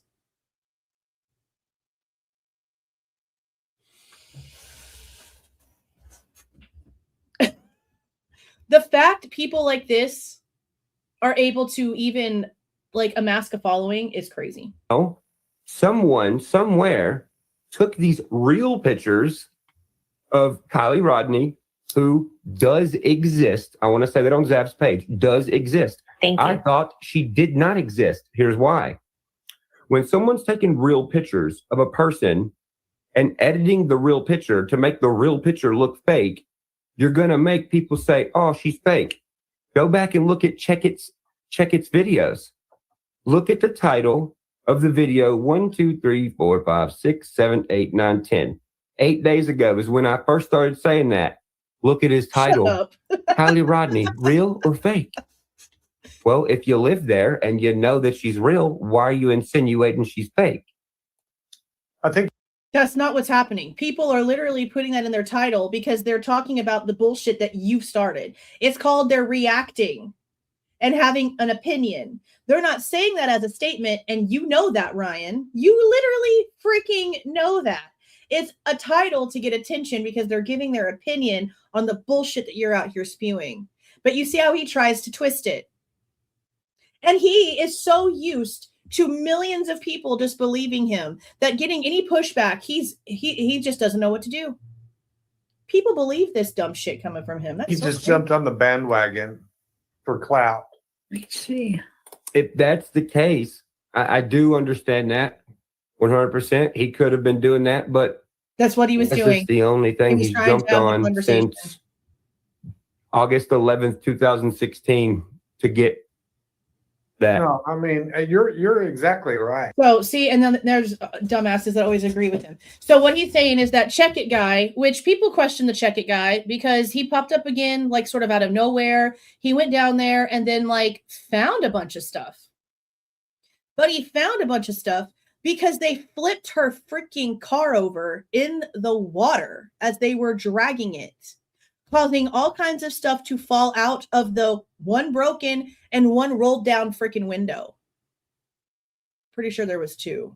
Maybe not. I think, yeah, something broke. Something broke when the vehicle landed on the rear view mirror. And then one of the windows, I think the driver's side window, was actually rolled down. No brakes on the glass. It was rolled down, which was already like a big, huge red flag of there's no way that she couldn't have gotten out if she was breathing when that thing went into the water. There's just no way. But Check It found a bunch of stuff because they never went in and dragged the water. They never went in and drug the water to get all the shit out of the sand that was dumped out of Kiely's freaking Honda when they flipped the damn thing over on its tires to drag it out. Jagger, her ex-boyfriend's laptop was down there. All kinds of stuff was down there. Her hairbrush, all kinds of shit found by the Check It guy. So, yeah, have your questions. Ask all the questions because you're just a dude showing up and suddenly you're finding stuff. And yeah, go ahead and ask your question. But blame the freaking police department. Why was there a random guy even able to go down there and dredge the water and get all this stuff? They should have been down there doing that the second that they cleared her vehicle from the water. They should have had people down there with their rakes and their nets and their bullshit, making sure that they grabbed everything that came out of there, and they didn't. So instead of blaming the police for them not doing their job, we're going to make the guy who went down there and actually found all this stuff look sketchy and like he's involved. Because why not? That's what Ryan does. I just don't know whether or not he just started just now or if he, So what, Ryan, what do you think then? Okay, so you think she's real. So do you think she was the one found in the car, right? Yes. Okay. Can I just say something? And then he bounces back. So he thinks she's real at this point in time. In this video, 9/8/22. 9/8/22. So right after everything pretty much like was tied up before we got into Idaho. But after she was found, they said it was her, all the things. But notice, this only lasted like this day. As soon as all this was done, and you've already seen the previous videos, he ran his mouth constantly. Everything that he just said about how, oh, I think it was really her and oh, she's real, went away the second the stream was over. We've been covering Celeste That Rivas part. Hernandez in D4VD. If I got a Yeah, they should have. That's why I don't understand why they flipped her vehicle. I was so pissed when I saw that they did that because there's like inflatable things they could have put underneath to like raise the vehicle up to where they could have drug it out on these like inflatable things instead of flipping it. And they could have put it up on the thing and actually like done it the right way. But instead, when they flipped it, not only did it flip a bunch of stuff out of it, but it flipped her freaking body all over the place. So there might have been damages and things done to her body that were done because of the car rollover. And maybe they don't know the difference because the damage is done before they've even gotten to the body. The body sitting in water makes everything a million times more fragile. Okay, plus she's like bloated with water. You got to be realistic. So when they flipped that thing over, of course, it did damage to the body. It messed up the way the car landed. It messed up all of the actual facts that needed to be looked at. And it put her in a completely different position than where she was in the water. That was like mistake number 10. And one of the biggest was flipping the car. In fact, you were tagged in this video 1,000 times because I uploaded my version of Check It's video on TikTok, and about 1,000 comments are trying to get you to go see it. I What don't are your have TikTok. thoughts? What are your thoughts on it? Yes, he does. I don't have TikTok. Well, they're tagging somebody. There's a bunch of fake pages. There's a fake page of me that has 1 million followers. There's a bunch of fake TikToks. I'm too old for TikTok. He has TikTok. Either way, have you seen what they found at the bottom of the lake yet? Oh yeah, I watched all of Checkett's video. What do you think? I think he's lying. Really? Really? You think Wait, what do everyone's you mean? lying? So do you think that he didn't find that stuff, or do you think that it's No, I not think he Kyle's? found it, but I don't think it's real evidence. Okay. Think I about don't it. I don't believe anything that's connected with SF investigates. Well, SF wasn't there. He just provided his Twitter platform to. By the way, and shout out to SF because SF Investigates was a witness. Yeah. He testified. Yep. SF has done a lot of stuff. He testified in court. He's found like 38 people, I think. Like a lot of people don't like him because he used to be some sort of like fashion photographer guy, but now he's like he searches for missing people, kids, non-kids, men, women, doesn't matter. He's out there doing things. He's registered or licensed as a PI in several states, including here in Texas. Like he's out there actually like doing real shit, but people don't like him. But he also like he talks back. Like he's not going to just like sit there and take it. He goes on his Twitter page and has no problem calling out YouTubers, calling out Ryan, calling out freaking Bullhorn Betty in the Sebastian Rogers situation. He has no issue laying it all out there. I don't have a problem with SF. We used to actually text back and forth about the Kiely situation. I know a lot of stuff a lot of people don't know because of my conversations with SF Investigates about the Kiely situation. Behind his cousin. Okay. And y'all know what I'm talking about. And then, I mean, all of this was like one after another when all this went down. Promote. I don't know what- Mark, but I agree with him. what Checkett had found. No, he's sus. I mean, it's caught on to me from the beginning. He first inserted himself as a private investigator, and he created the media division between the family and what his actual intention is meant for. And a lot of people. I'm gonna need Guys, him to not even land the making plane. sense My either. goodness. Joey, thank you so much for the 999. Narcissism. Even the guy like sitting here on this freaking stream with Ryan can't even put a coherent sentence together. I don't know what the hell words he just tried to put together there. $500 super chats, whatever. I mean, who's going to stop that? Right. So you're right. And B Tim, I will say B Tim, Queen B, and there were some other ones that called him out. Mm-hmm.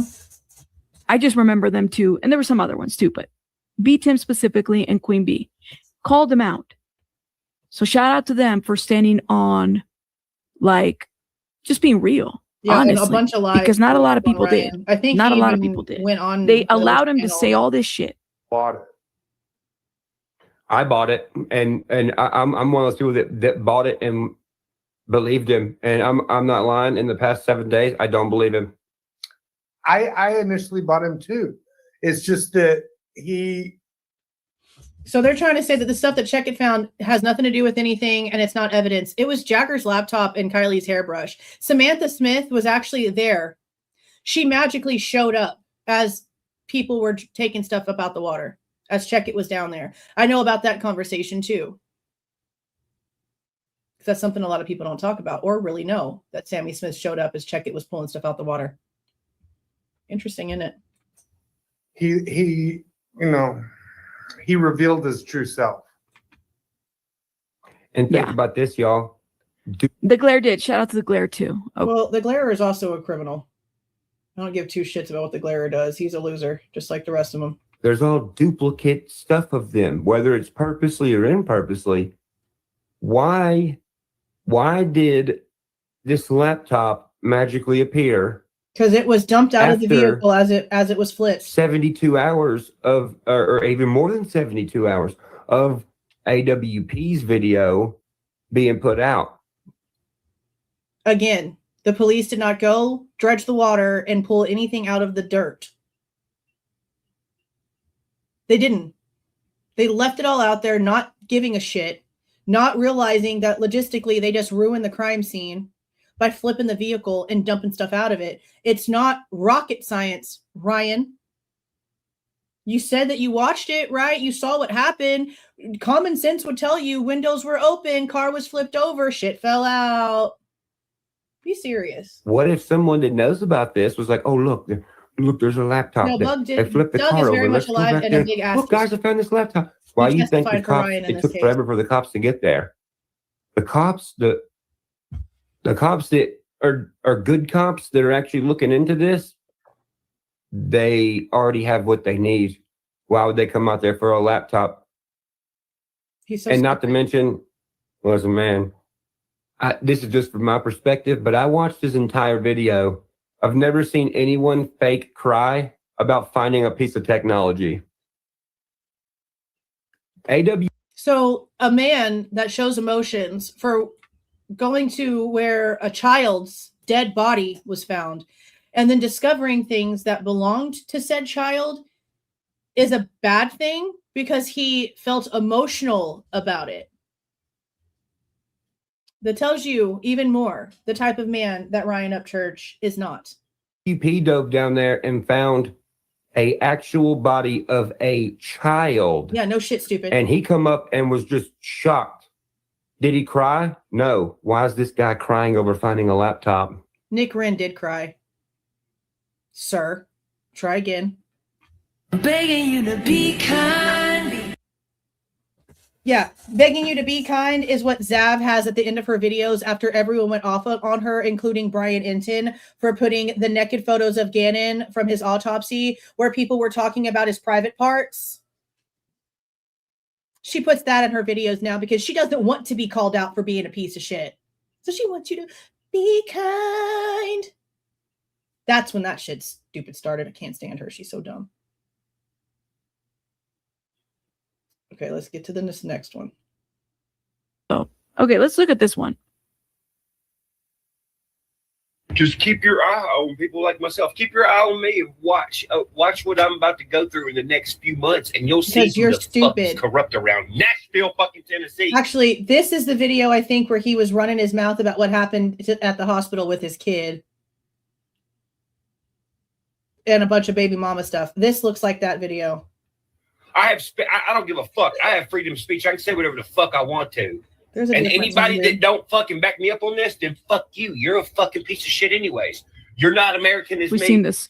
So you mean to tell me You're not as American as me. He's such a crack monkey, bro. I've spent $1.6 million on a court case that ain't 18 even now. went to court yet? 18 now. Because why? Because I think I don't know if somebody's a real person or not, because I don't believe they're a real person. It don't matter. I've never fucking met this person. I've never seen them in real life. There ain't no fucking videos of them on the internet. They have no social medias. There is no reason for me to think they're fucking real. If I thought the person was fucking real, I would say check me into a psych ward. I think you need it. For many reasons. You need a straight jacket and some padded walls ASAP. Stat, sir. There's one. We both just sigh at the same time. And this was while the everything was happening. He's so dumb. So dumb.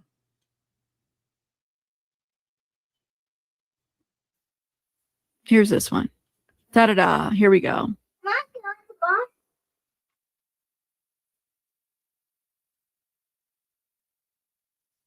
So remember that stupid bullshit ass fucking family, the Rodneys, with their fucking Look how he talks. mysteriously CGI fucking daughter, Kiely Rodni. How dare you talk about Kiely Rodni?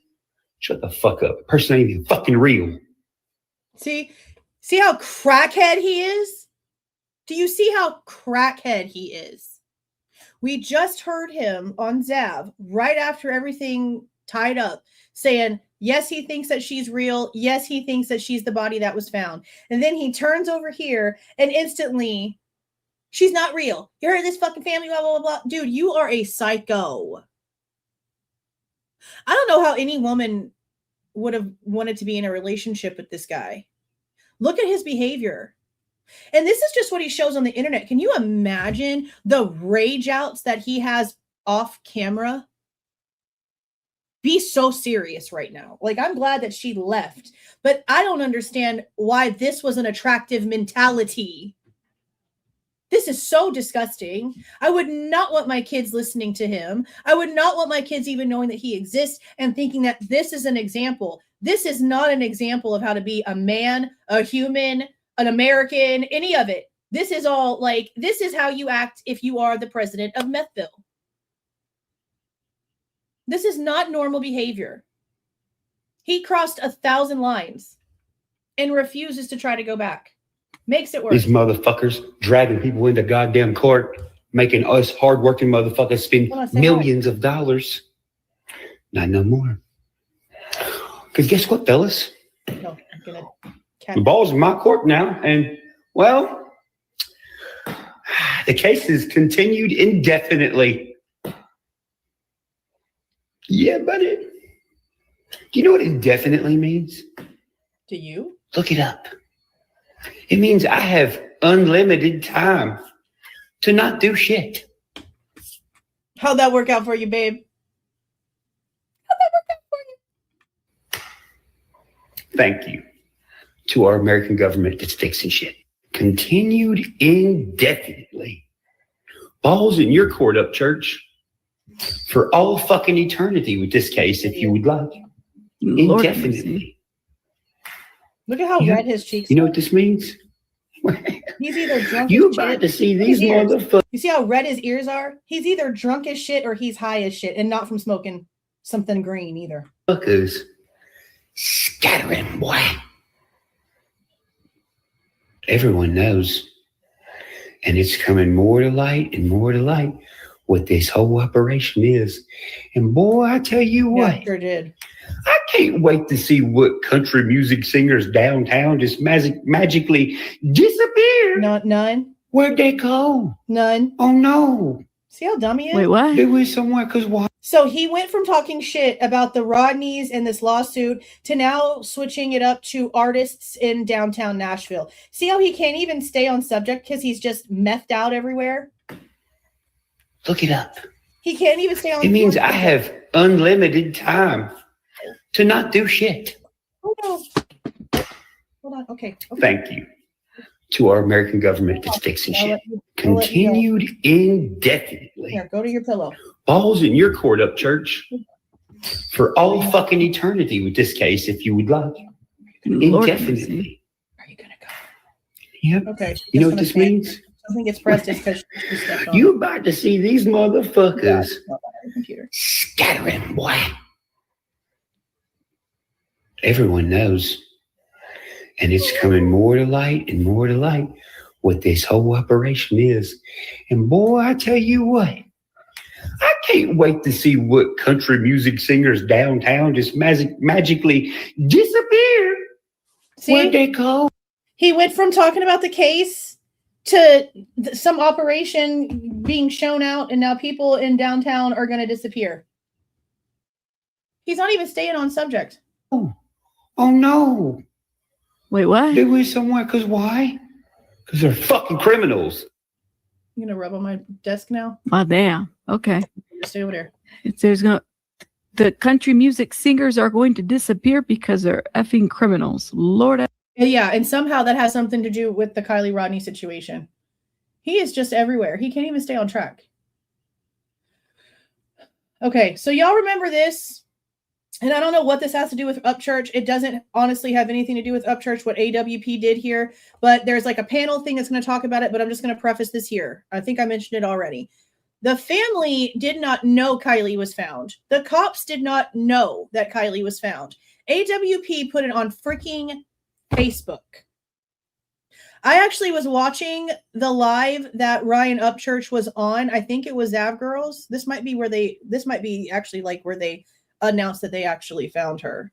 But that's how I found out that she was found, by watching a live stream while I was at work and them talking about it and me rushing off to Facebook to see. They didn't contact the mom. They didn't contact the dad. They didn't contact the cops. They posted it on Facebook and the mom saw it while she was sitting at a restaurant. I still question why she was eating sushi, knowing that they were literally there to look in water for her daughter. I don't know why that is something that bothers me, but it's always been something that bothers me because, again, she knew that they were there to look in the water. That's probably not the food choice that I would have been able to digest. I'm just saying. Now, when it comes to her biological dad, and I think grandpa too, they were walking around or driving around on ATVs with Steve Fisher at the water. And basically we're like right there on the other side of the reservoir as AWP was pulling around to fix their parking position to get ready to go down into the water. And instead of just calling them over, going over and physically talking to them, finding out where they were, seeing that they were in the same location and speaking to them face to face and telling them that they thought that they found Kiely, they posted it on Facebook, and that's how everyone found out. Actually, Steve Fisher says that someone, I think I remember who it is, but someone that he used to work with called him and said, hey, did you see that they found Kiely? And he's like, no, they didn't. We're literally like right here. I'm right here with her dad. No one has said anything. And she was like, check Facebook. So he got a phone call standing there with Kylie's father to check Facebook because it was just posted that AWP found her. Again, before they contacted the family, before they told the cops, it was posted on social media. That's how AWP handled that. That was so crazy. So crazy. I don't know some of these people up here. Don't step on my buttons. Oh. Hi, everybody. Hi. Sorry, guys. I had to change the time. People allowed it because Queen Bee. Good. We just put a lot of people. You need an next before we the real. Here we go. Let me just play this clip. Y'all can watch it, okay? Shout out to everybody in the chat. Here we go. Can we just take a moment? Yeah, let's take a let's do that. Guys. Can we take a moment? Yeah. Like, oh my God. Like, wow. It's the most That's so poor sad. girl. That's so You sad. guys, let's put a prayer out for Kiely and for Kylie's family, please, right now. There's over 1,000 people in chat as a collective, whatever you believe in. I remember this one. I think I watched this in real time too. This was when she was found, when AWP, by the way, that in itself was a whole controversy. Yeah. She just went on the same spiel that I just gave you guys. Yeah. We were watching that in real time because this was before he got real crazy. Like the whole Ronnie stuff was happening at this point, and he was still like doing what he was saying about Ickadmel and stuff like that. But he really hadn't gone too far at this point into like thinking that she wasn't a real person. Conveniently, that all happened after, like, the majority of the psychosis happened after she was found, really. There was a little bit of it beforehand, but it really escalated after. And they were like, I guess, giving their prayers and condolences. This is around the time where Upchurch still believed that Kiely Rodni was real. Yeah. Okay. Let me go back a little bit. This is, Lord have mercy, how long is this? Yeah. Is it an hour and 17? I hope it's not the whole hour. No, I don't think so. It's like a minute.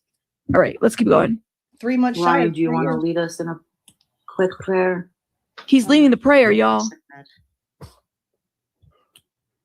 May we pray for Kiely, Kiely's family, Kiely's friends.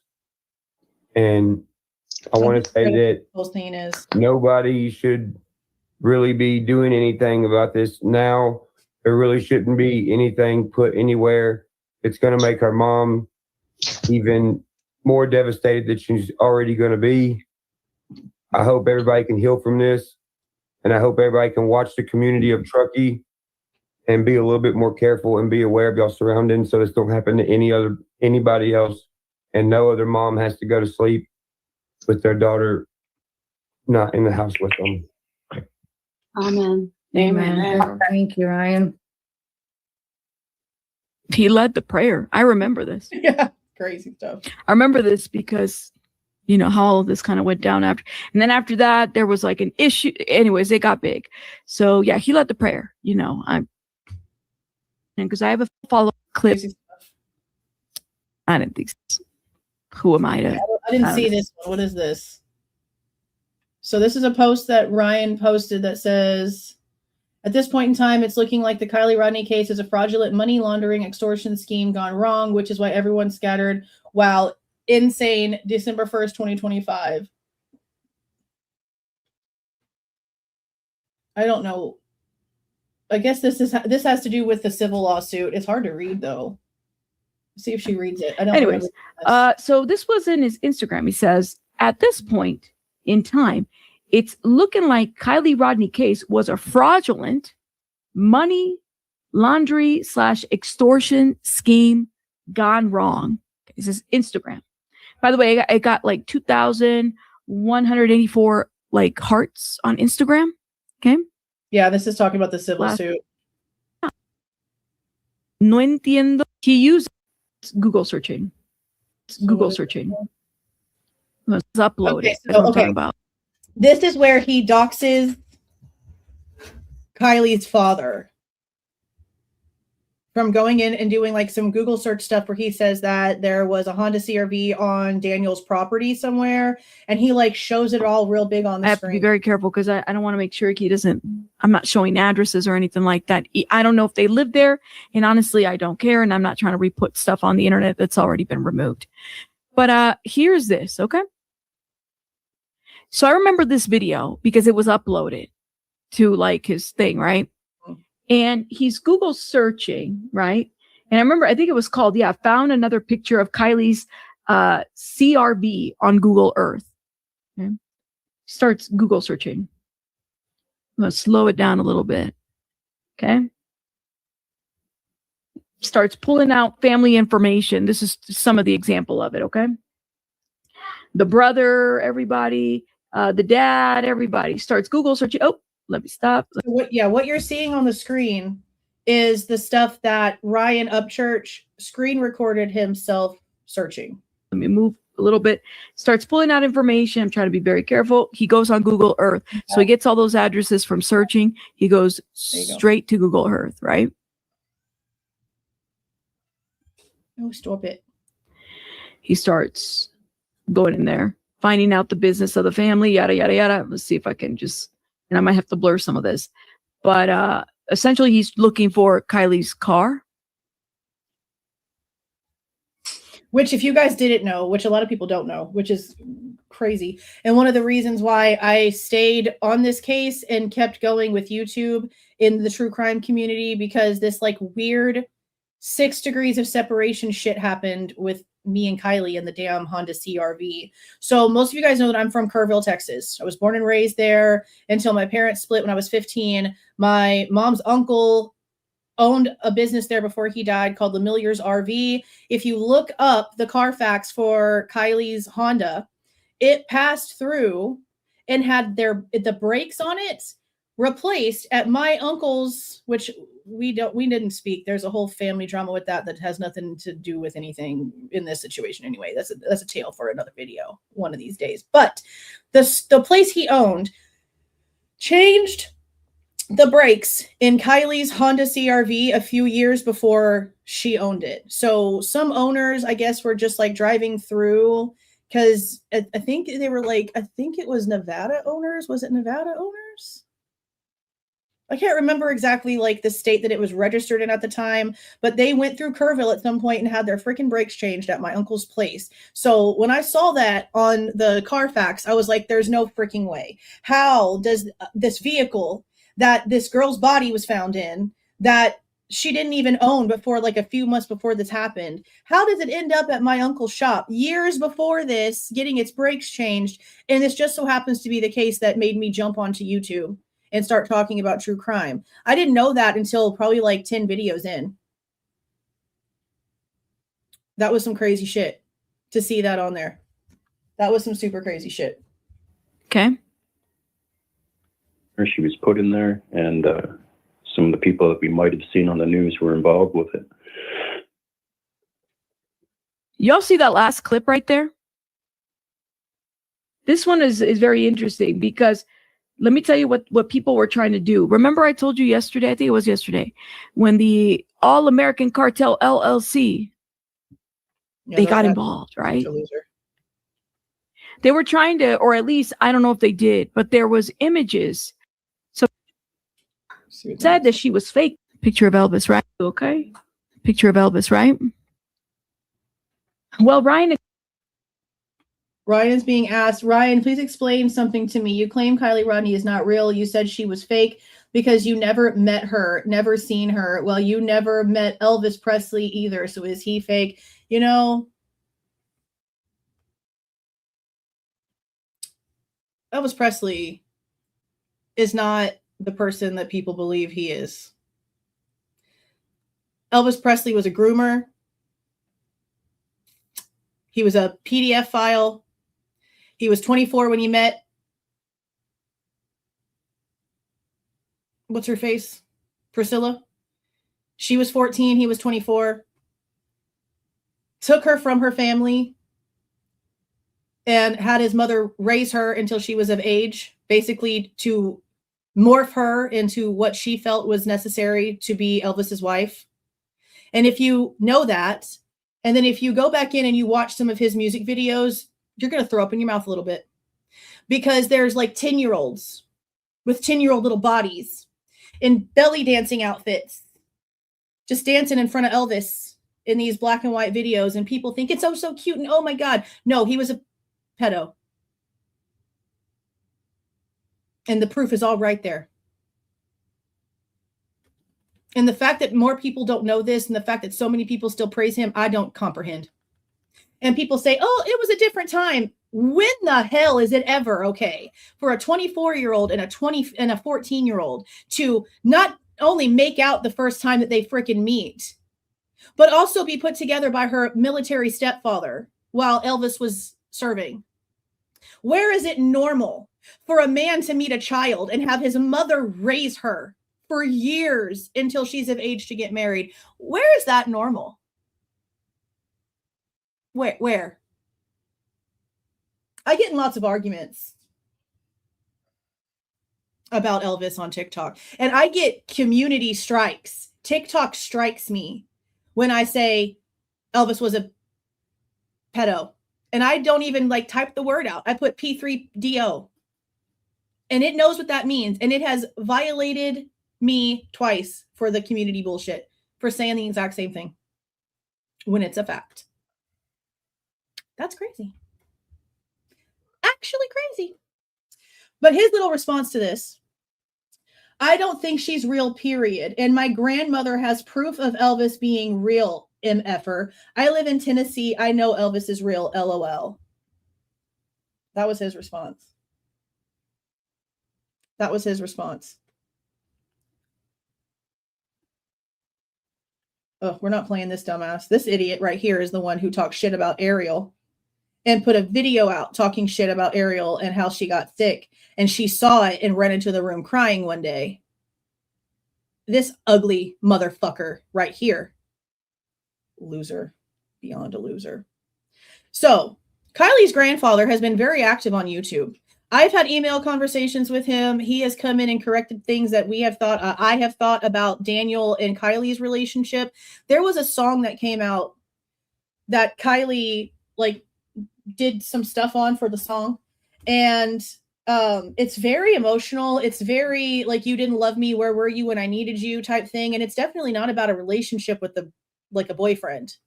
You can tell that it's a lot deeper than that. And just being somebody who has had her own issues with her parents, I sort of felt like it had to be about Daniel, because they didn't live together. I didn't know how often they saw each other. There was a lot of questions there when it came to, come on, baby. Okay, you done spilled my coffee everywhere. You done dropped my phone. You're pressing all the buttons. I'm about to have to get you out of her. You want to have to get out of her? You about to have to get out of her. You got to calm down. Go to your pillow. She's not going to stay. She's not going to stay. She's going to end up running amok back over here again. Stay, old little butt over there. Don't do it. Yo, she done spill, she literally did spill my coffee. I've got pants full of coffee. My coffee cup is down there, and there's just coffee everywhere. From here to here. Just letting it sit until we get done. But look, she just gets to run away, gets to run around, do whatever she wants because she's spoiled. Okay. I thought that it was a song about Daniel. Grandpa said no. That's not the case. That song's not about Daniel. They had a really, really close relationship. They were practically best friends, the same way that Grandpa and Kiely were basically best friends. So I came out and I put out a video saying I was wrong about that Grandpa Robertson came in here and made a lot of things more clear. And I did a rebuttal video to my own self. Something you'll never see Ryan Upchurch do. See, when I'm wrong, I have no problem coming out and admitting that I'm wrong. Literally ever. I've done it 1.5 million times. I don't claim to know everything. I claim to know some things because I read facts and I understand English very well, but I don't claim to know everything. So when that happened, I put a rebuttal video out. I said, I had this wrong. It isn't the way that I thought. It's about something else. And Grandpa Robinson has been on all the YouTube channels.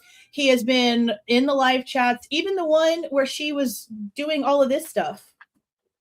Girl, can you stop? You're going to break my coffee pot. Oh my God, she literally just, I'm about to have to get her out of here. She is on something today. See, if Zelda was in here instead, you wouldn't even know she was in here because her fat ass just lays around and sleeps. Oh my gosh. Give me a second, guys. I gotta get her out of here. She's in the window.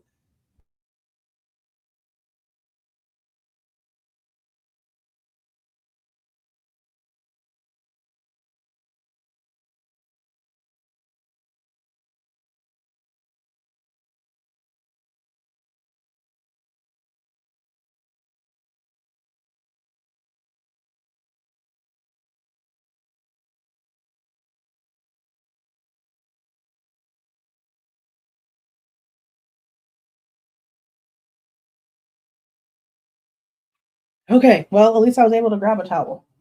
I'm gonna have to mop. When I say I put delicious stuff in my coffee, that's not an exaggeration. There's all kinds of sugars and syrups and caramel sauces, all kinds of shit in my coffee. So I'm gonna have to mop and change my clothes, and that's fine. I've spilled my own coffee on here probably 4 times in the past month, so it's okay. So let's just get back to this. Okay. Kiely's grandpa has been in here very active.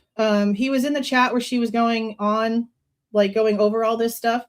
And he comes in, she's real, I'm here. Yeah, we love when grandpa comes into the chat because you don't really get a lot of that. And he was really drugged through a lot of bullshit with Ryan because he said that Callie Ross's father was really Kiely Rodni's grandpa. And that's where he was trying to say that this family was in here like pretending and that they weren't real.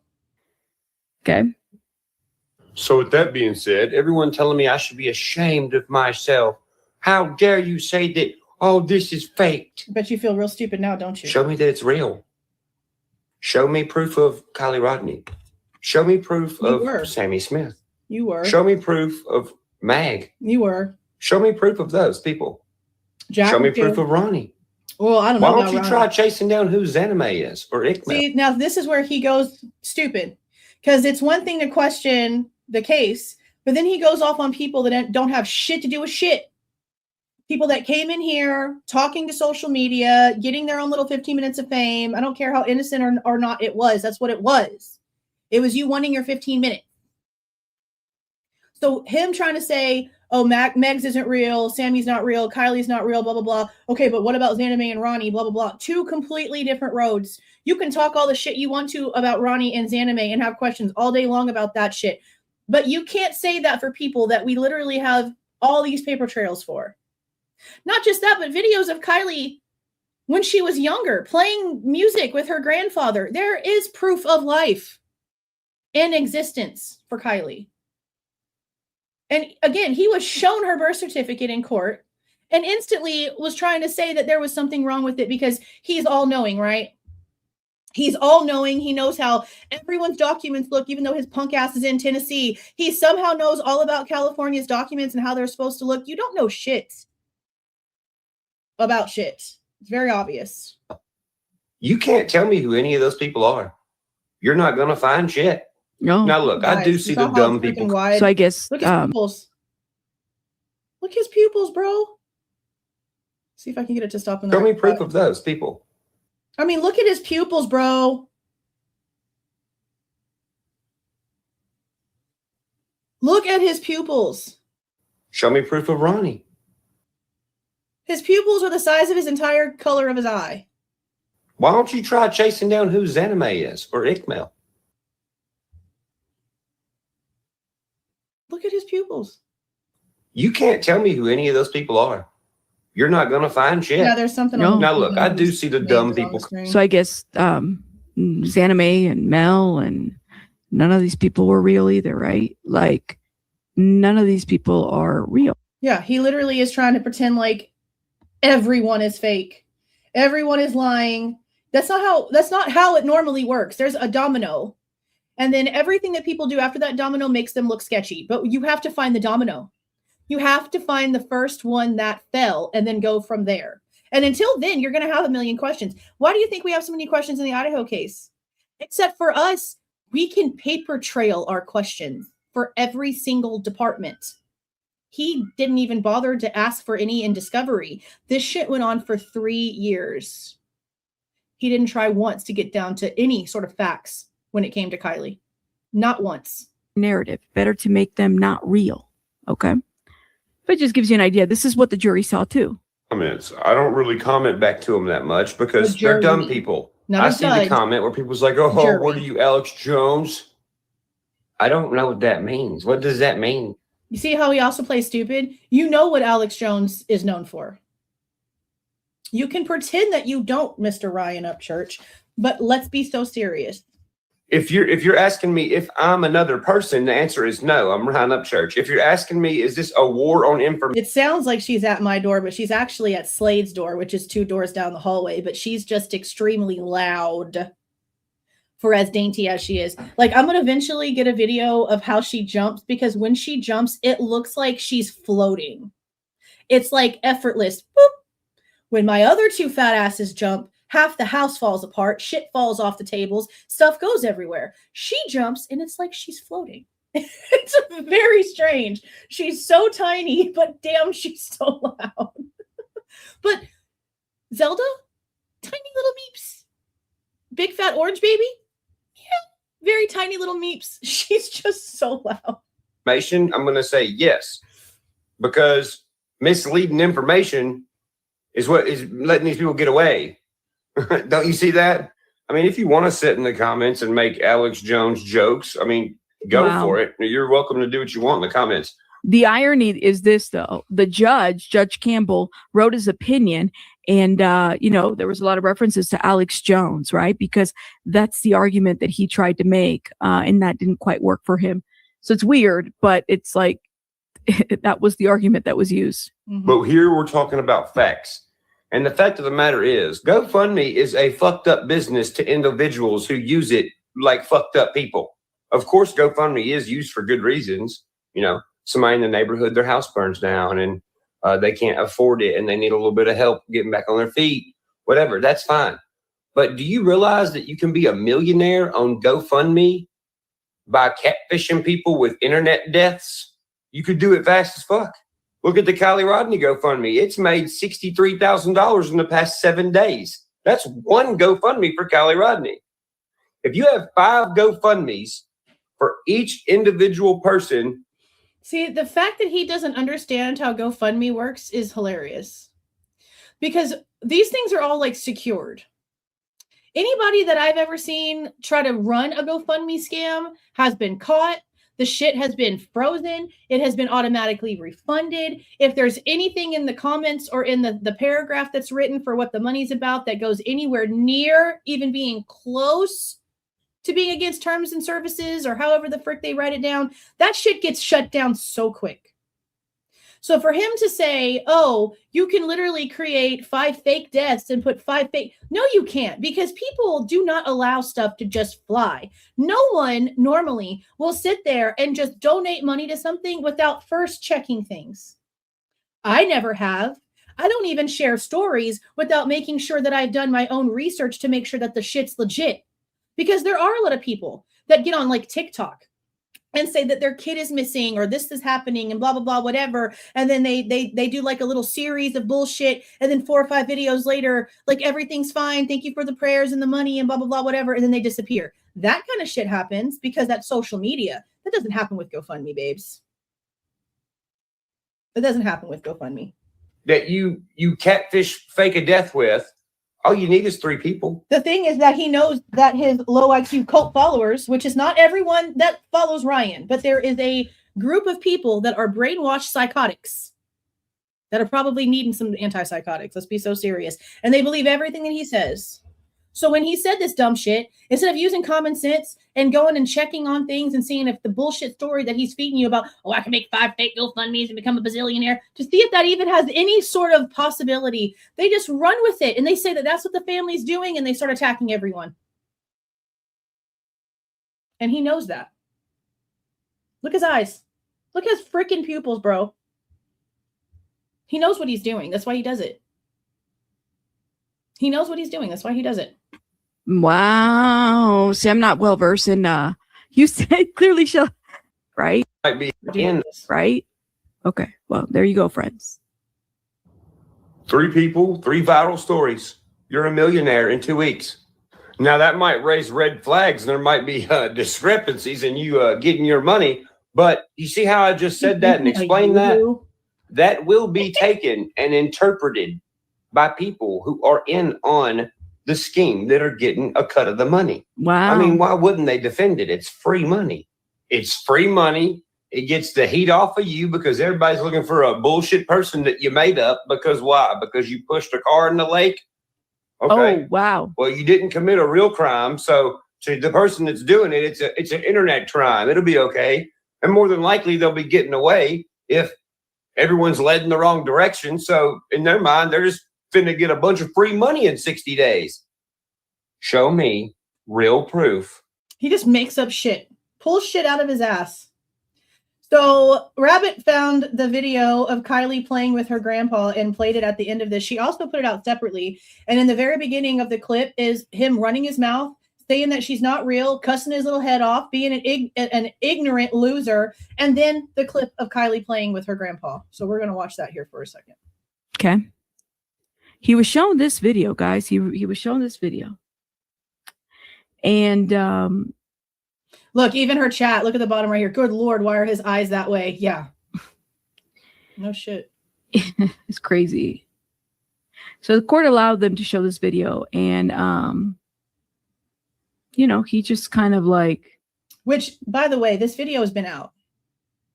Like, we've seen this before. He has seen this before. And he still continued his dumb shit. Whatever. I don't know. Like, it's the part that really like got to me is she was musically talented, right?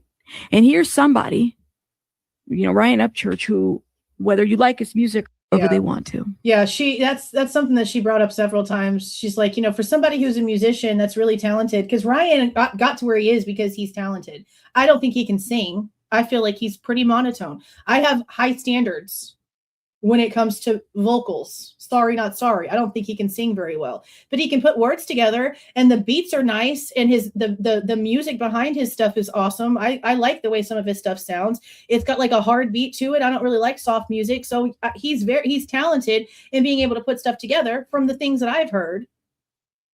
So when it comes to him trying to say that Kiely is not real, you have to also go back and think about what she was. She was musically inclined. She was really smart. She was graduating early. That's why her parents probably had a lot of lenience with her, because she paid attention in class. She was smart. I mean, it wasn't even class. She was like homeschooled. But then there was like this like side school that she was going to like complete everything early and graduate early. Like she had plans. She had talents. She was smart. She had things that she planned on doing. And a lot of people, there was even people from like her music classes from when she was younger that came out and did interviews and said how heartbroken they were because she was gone and they had all these memories of her. And Ryan still never shut up. Continued to say that she was fake. So it's interesting that this musically inclined person that we're being told about the music the majority of her life about like the music portion of her life. And then we have Ryan, that's a music artist, coming out here and just like completely dogpiling on some fake shit that he's literally making up. Wherever they want to. Even on the stand. Yes, for Celebrities Podcast, even on the stand.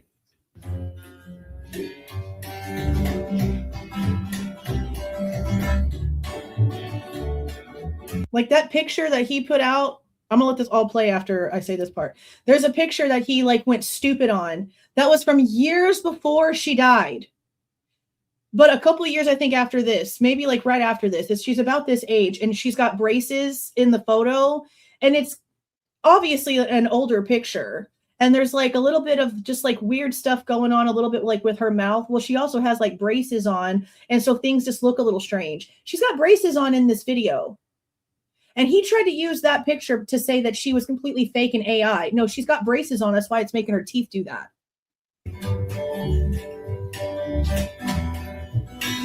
And that's Grandpa that she's playing with right there.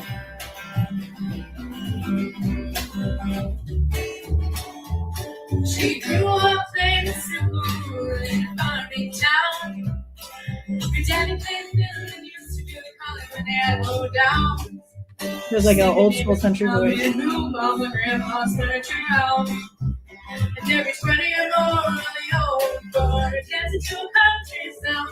The Carters and Jimmy Rogers play her favorite songs. And on Saturday nights there was a radio show and she would sing along. Now I'll never forget her face and she revealed to me that she dreamed about singing in the Grand Ole Opry. Her eyes will always sparkle when she sang those songs. While she was taking the flow, but I was a kid just hopping along. But I'll be playing every Prince and Pearl magazine obliviously. There ain't no doubt about it.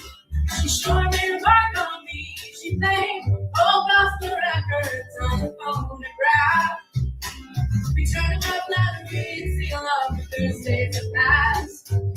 Just now that I am older, it hurts me. That I was singing in the grandest Opry. And we sing to Johnny and I with me. Until I ride the gospel ship with living Jubilee. Yeah, it's really like old school country voice. I love it. My soul be free. And my burdens will be lifted. My Savior's face I see. So I don't want to get adjusted to this world below. Cause I know I'll have the need to make no time to go. And nothing on this earth is not last dear to me. That's the sound of my mama's offering. That's the sound of my mama's offering. Yeah, I don't know why he's chose, to come out here and act like this about stuff. There's a couple other exhibits that she showed after the end of her interview with the attorney that helped the family through stuff, but it's all the same. It's all the same. It's just him running his mouth, him being stupid, him running his mouth constantly, acting like everybody's lying and that he's the only one with any freaking answers. And again, not going based off anything factual.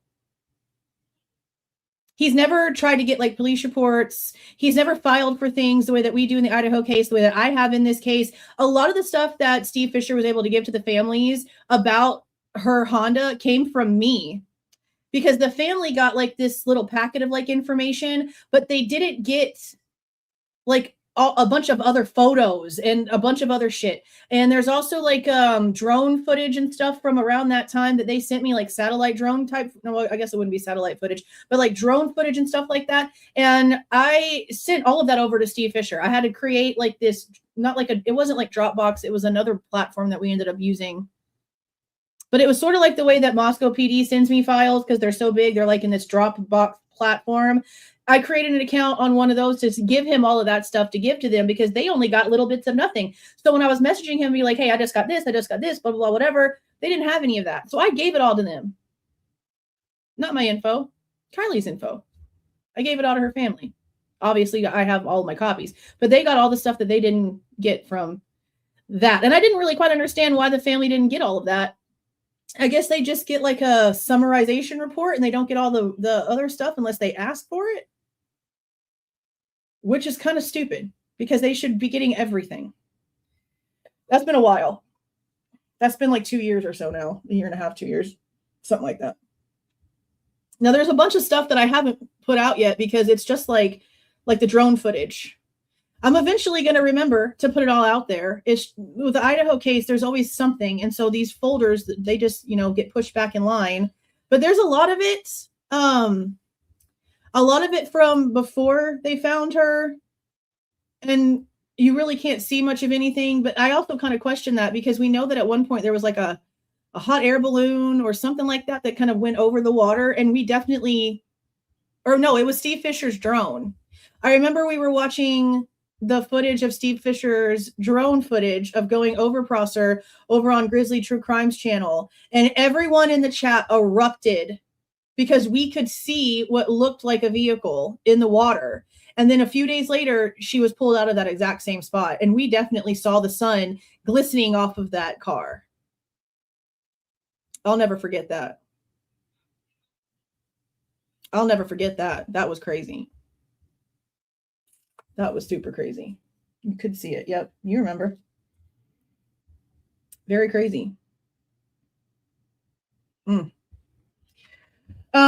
So when it comes to like the court case, I don't know if he's going to be doing anything else with this. There's been a couple of people claiming that he has either already filed an appeal or will be filing an appeal. But I've also heard that in order for that to happen, he has to submit or move money into some sort of escrow account. Like the money that he owes them has to be moved into a certain type of account before he can appeal, so that if the appeal goes bad, like the money is still there. That's why like some people are like, oh, he doesn't have the money for that. But the more that I thought about it, I'm like, they had his financial records. They are very aware of what he can afford. So if he's going to come out here and tell you that he can't, you might want to question that. You might want to question that. Let me see. I have like the final judgment paper just so that I can show you guys how it was sort of like broken down.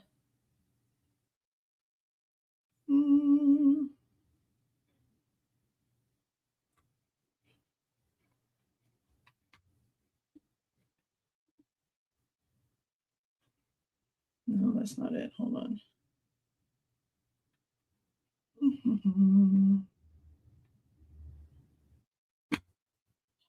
Let me show you all this.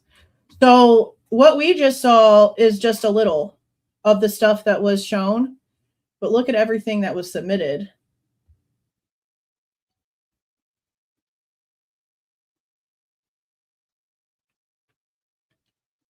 Look at everything that was submitted. Okay, there's 4 pages. Steve Fisher was the first witness via Zoom. Placer County Facebook post for the identity of Kiely Rodni confirmed. Adler Hill fire cam footage, multidisciplinary accident investigation team, the MAT team. That's who I was waiting for the information from, was them. And it took like over 2 years before they even actually got to the case. Like the stuff with the car was all done with the FBI. The FBI gave the car back to California, and then like they did all of their stuff they had to do, but the actual accident investigation team did not start writing the report for over 2 years because there was like so many ahead of it.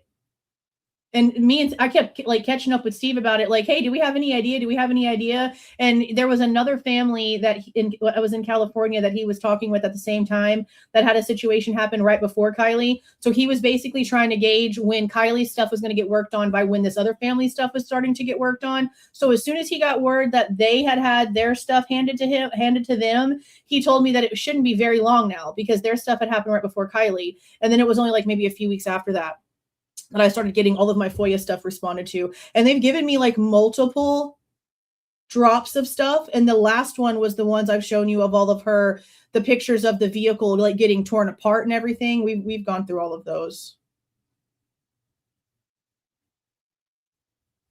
But like, look at all these exhibits. And then, okay, so here's Nick Wren. Cassandra Solon is, and I don't know who that is because Callie Ross is right here. So I'm not sure who Cassandra Solon is. Is that Xanime's like real name? Because I'm not sure. So Nick Wren, Cassandra, a photo of the Robertson family camper, Callie Ross, a video, the Callie Ross video. The short where he says Kiely Rodni is actually a woman named Callie Ross. I would not say this unless I was 100% confident. He said that shit.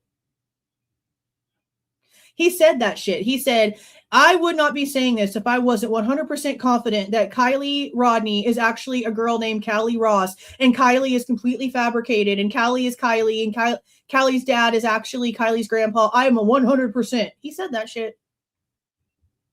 He said that shit. GoFundMe page. Grandpa testified. Jessica Rose Cubis progress notes of David Robertson. I don't know if that's an attorney. I don't know. She's on here several times. I don't know what that's about, but that's Grandpa. I cannot believe one of J-Rod's videos was in there. That's the loser that talks shit about my kid. Yeah, David telling Ryan, you're hurting my family. Comment from Ryan talking about making an insane amount of money from all the shit talking. A cease and desist letter from Katrina Sleen, dated 12/21/22. Instagram videos, Upchurch talking shit again. Welcome to Cheatham County, MFer. Instagram video. And then there's the prayer clip of him being on Zavgirl with his lame fake bullshit. GoFundMe scan clip, Superstar screenshot. Wind a tent music video, I guess because it was like in between everything. Idiot again. I wish he would have gotten sued, stupid little loser. Daniel Rodni, the dad. Person admits to trying to call Daniel Rodni's phone number, a comment, I guess, on something. Upchurch Instagram, YouTube, red flag Ronnie. Slander these nuts. Yeah, because he's just so freaking mature. Kiely Rodni screenshot, Kiely Rodni public family statement, Adventures with Purpose theme song, and then here's Doug Bishop coming in to kiss Ryan's ass. And then the grandpa was called back to the stand by the defendant, and then Ryan gets up and talks himself. Here comes her birth certificate and her certificate of death, and he didn't even believe it. A comment by Ryan Upchurch, just a car was in the lake. When on Zavgirl, he literally said, I believe that it was her that was found in the car. He's such a stupid little loser. So all of that happened separately. And then phase 2 is where his income came in. All of his financial statements from 23, 24, and 25. His tax returns for 22, 23, and 24. And then I don't know who Tia Bailiff is. She was a witness. And I'm guessing for financial stuff.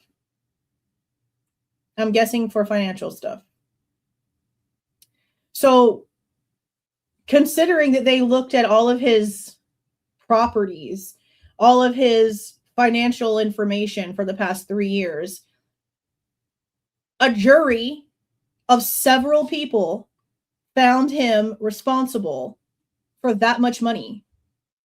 And I feel like he probably has the money.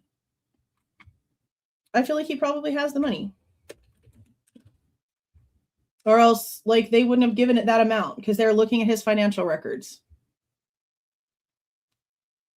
Now, it is separated, and from what I'm understanding, there's even, like, more money that he's going to be liable for, is what I'm understanding. Let me open Pacer, because I did pay for the judgment the other day, but for some reason it's not in my downloads.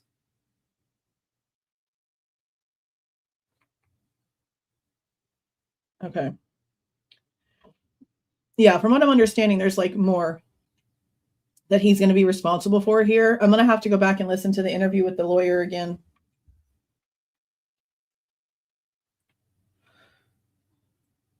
Okay, so here's the jury verdict. This action came before the court for a trial by jury. The issues have been tried and the jury has returned its verdict. See, I think he wanted a trial by jury because he thought people were going to be fans. How egotistical of you.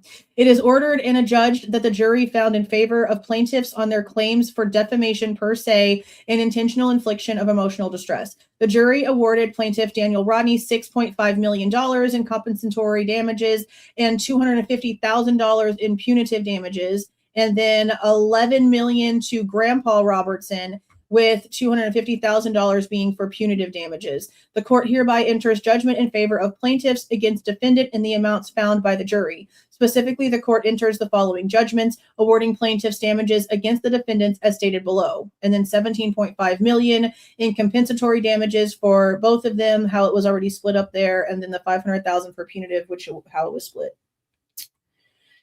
Yeah.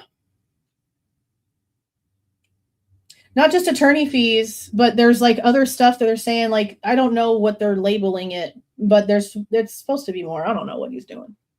Yes, he effed around and found out, that's for sure. I mean, the point is, how are you going to come out here and say a prayer for the family, say that no one else needs to be acting a fool, asking any questions, that you believe that it was her body found in the water, blah, blah, blah, whatever, and then you act like this while still being mad. Okay, this is another thing, guys. While he was out here trying to say she wasn't real, he was getting pissed, literally pissed off in several videos that AWP was not responding to him so that he could give them the money. He was mad that they weren't commenting back so that he could pay them for finding a fake girl. See how crackhead that sounds? That's what was happening. 2 or 3 videos. Mad. AWP was not responding back to him. All along saying she wasn't real. Like, you really need to be on something, bro. Like, and not the illegal shit you seem to be on. You need to be on something prescribed because something's wrong with you. Something's wrong with you. Unbelievable. Okay, I'm going to go ahead and get off of here. It's 3:45 now. We will probably go live later on tonight to go over what I am calling Chapter 8, Part 1, because of how it split with both of Bethany Funk's and the Idaho cases interviews. So, yeah, 11:13 interview with Blaker is what we're going to have to go over because of the book. Yeah. But it'll be later. It'll probably be like 7:45, 8:15, something like that, because I've got to get up and do stuff. And I definitely have a huge sticky ass coffee mess. My phone is still face down on the floor. Like, just like looking at my pants. It's full of coffee. All right, you guys. Thank you for being in here so that we could see everything that was happening in this situation. And again, if you are going to sit here and stand up for this person after all of the name calling that he did to Kiely, all the shit talking he did to the family, and all the bullshit back and forth that you just saw, then I don't know why you're even here in the true crime community to begin with, because it seems like you're just a fangirl. That's a problem. I have no sympathy or give a shit for anyone who is going to try to take up for this loser. I just do not. Thank you so much for those of you that are in here for facts and truth and to figure out what's actually going on. I hope y'all have a great rest of your afternoon. I will see some of you guys tonight for our Idaho Live. I'll get that actually like put out and scheduled here soon. We might do something in between because I've been wanting to take time to look at the alien files over on my second channel, and they did release a second drop of the UFO stuff, and I've been trying to find time to even start looking through the first one. And I've said this now for like over a week, and I have a post-it that I like have it here because it's something that I want to do. So keep your eyes out for that because I might end up dropping that sometime in between. I don't know yet. Right now, I got to go clean all of this coffee. So again, thank you so much for being in here with me this afternoon. You guys have a great rest of your Sunday. See y'all. If you like the way that I present this information and give my opinion, please don't forget to leave a like on the way out, subscribe to the channel if you have not subscribed already, and please don't forget to make sure that the notification bell is set to all so you don't miss any of my rants, reviews, reactions, updates, or deep dives.